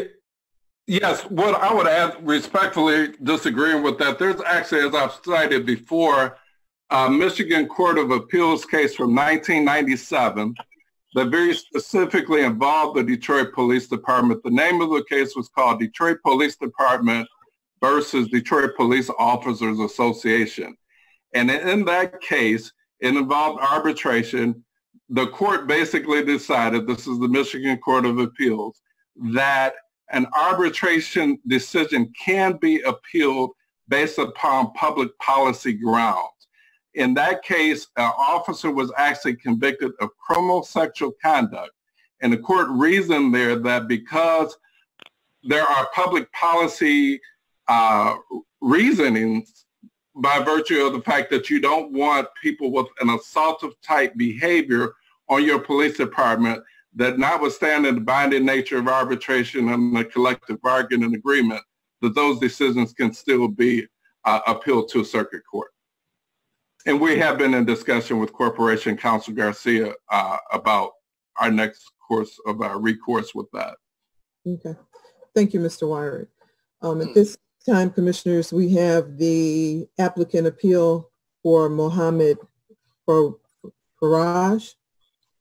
So if you'd like to, if there's a motion to go into closed session. So moved. Support. Madam Chair. Madam Chair. Madam Chairperson. Madam Chair. Madam Chair. Commissioner Birch. Commissioner Birch. Yes, ma'am. Thank you. Before we go to closed session, because everybody will be gone, I just wanted to reiterate to D.C. Bryant, could she please bring back next week a report about the pit bull situation, just how the citizens that are owners are supposed to respond. Then I also wanted to say, Ms. Chair, that we thank Mayor Duggan for giving all grocery store employees the test without having symptoms. That was a great move by a mayor to take care of the people. I wanted to say that because I'm affected by grocery stores. I just wanted to say that, and I thank everybody for being so kind and sweet to one another. Madam Chair, Commissioner as Commissioner Birch has mentioned, I too would like to make an announcement before we lose our audience. Yes, ma'am. Okay, volunteers needed assisting with the distribution of academic packets. Detroit Public School Community District is asking if you're interested in volunteering 2 hours, 1 hour, 4 hours. They ask that you call 313-873-7490. That's 313-873-7490. Someone will answer that phone, and then you can let it be known that you're interested in volunteering. Thank you. Madam Chair, this is Commissioner Burton. Madam Chair? Yes, Commissioner Burton. Madam Chair? Yes. This is Commissioner Burton. Yes. Madam Chair? Commissioner Burton. Madam Chair, this is Commissioner Burton. Can you hear me? Yes. Oh, I like to put a motion out here. I didn't hear a duplicate or open it. I like to put a motion out here because it's pertaining to the Black and brown community, people of color. Right now, you see that everywhere in the country, everyone is wearing a healthcare mask, and we cannot misidentify a single person of color that doesn't have the resources for good legal defense. So I move that we as the Board of Police Commissioners, my motion is to move that we've banned the Detroit Police Department for using facial recognition for 1 year due to the fact of this pandemic crisis that's going on in America, and we cannot afford to misidentify a single person. So I move that we ban the department from using facial recognition for 1 year. Do I have a second?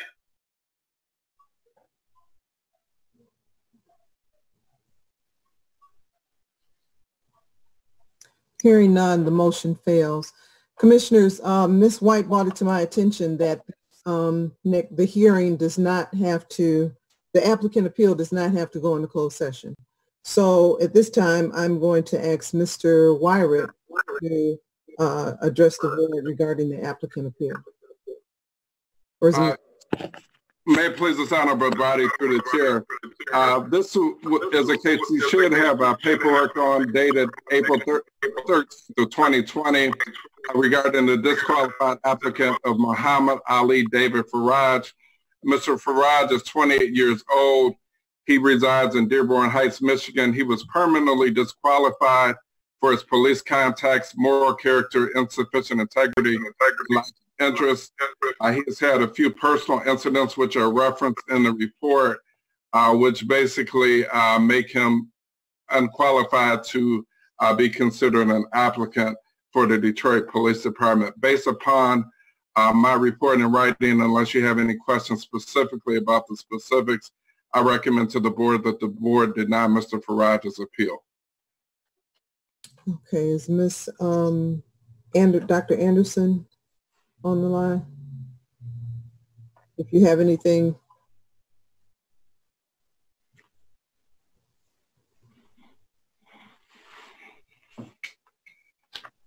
Or the department, more the department.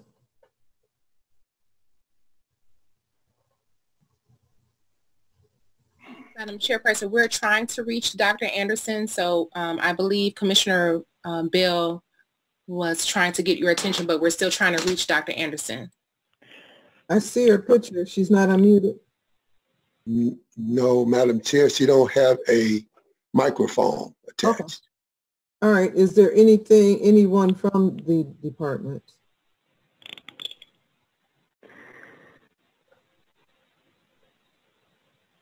D.C. Bryant?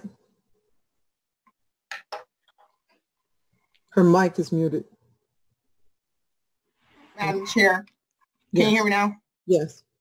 No, we don't have anything to add. You have everything you need. Okay, thank you. Madam Chairperson, I do see that Commissioner Griffey has her hand raised, and so. Okay. Commissioner. Oh, no, that was from an earlier comment. I'm fine now. Thank you. Okay. All right. Madam Chair, Commissioner Bell. could Attorney Wyrick highlight what we addressing here? Yes, sir. Can you hear me? Yes, sir. Okay. Very specifically, Mr. Faraj had an incident in November of 2017 as reflected on page 1 of my report, in which he was on a probationary work situation when he was with the Wayne County Sheriff's Office that he wasn't quite transparent or honest about when he applied for the Detroit Police Department. Also in 2017, he was a suspect of a felonious assault in which he was accused of shoving a gun into a victim's face. That case wasn't carried out to conviction, however, because the victim recanted the accusation. There was a 2017, a different incident in Dearborn Heights Police where he was charged, or he was a suspect rather, in a simple assault and battery involving 4 people.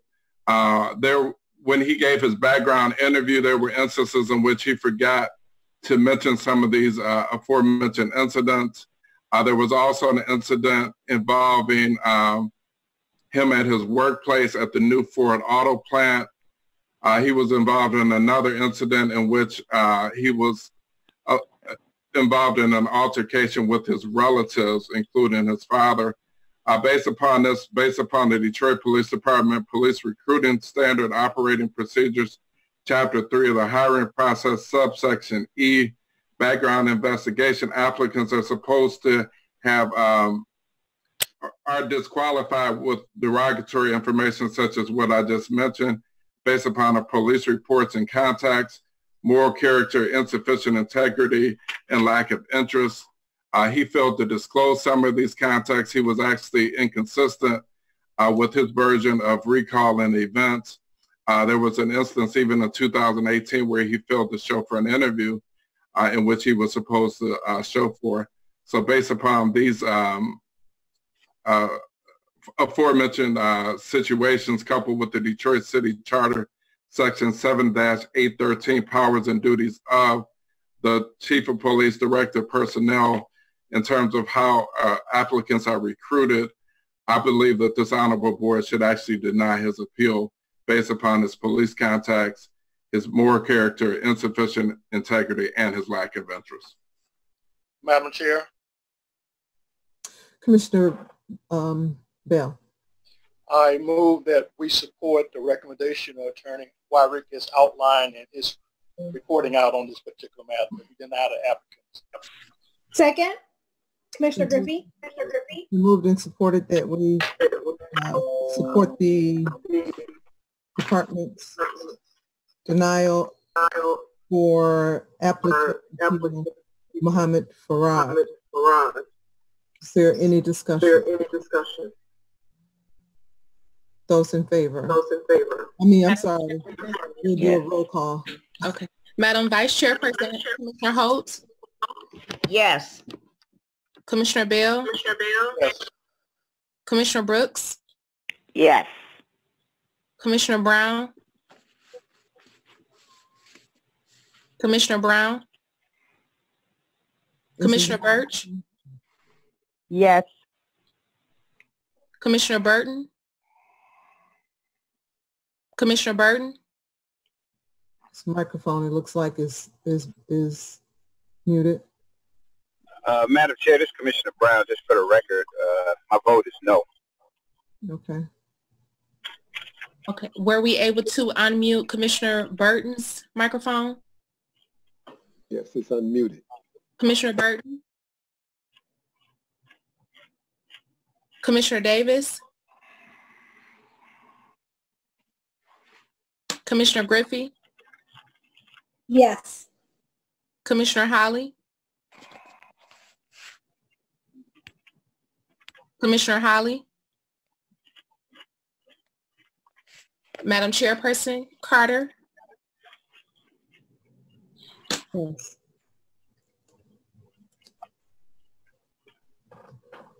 The motion carries.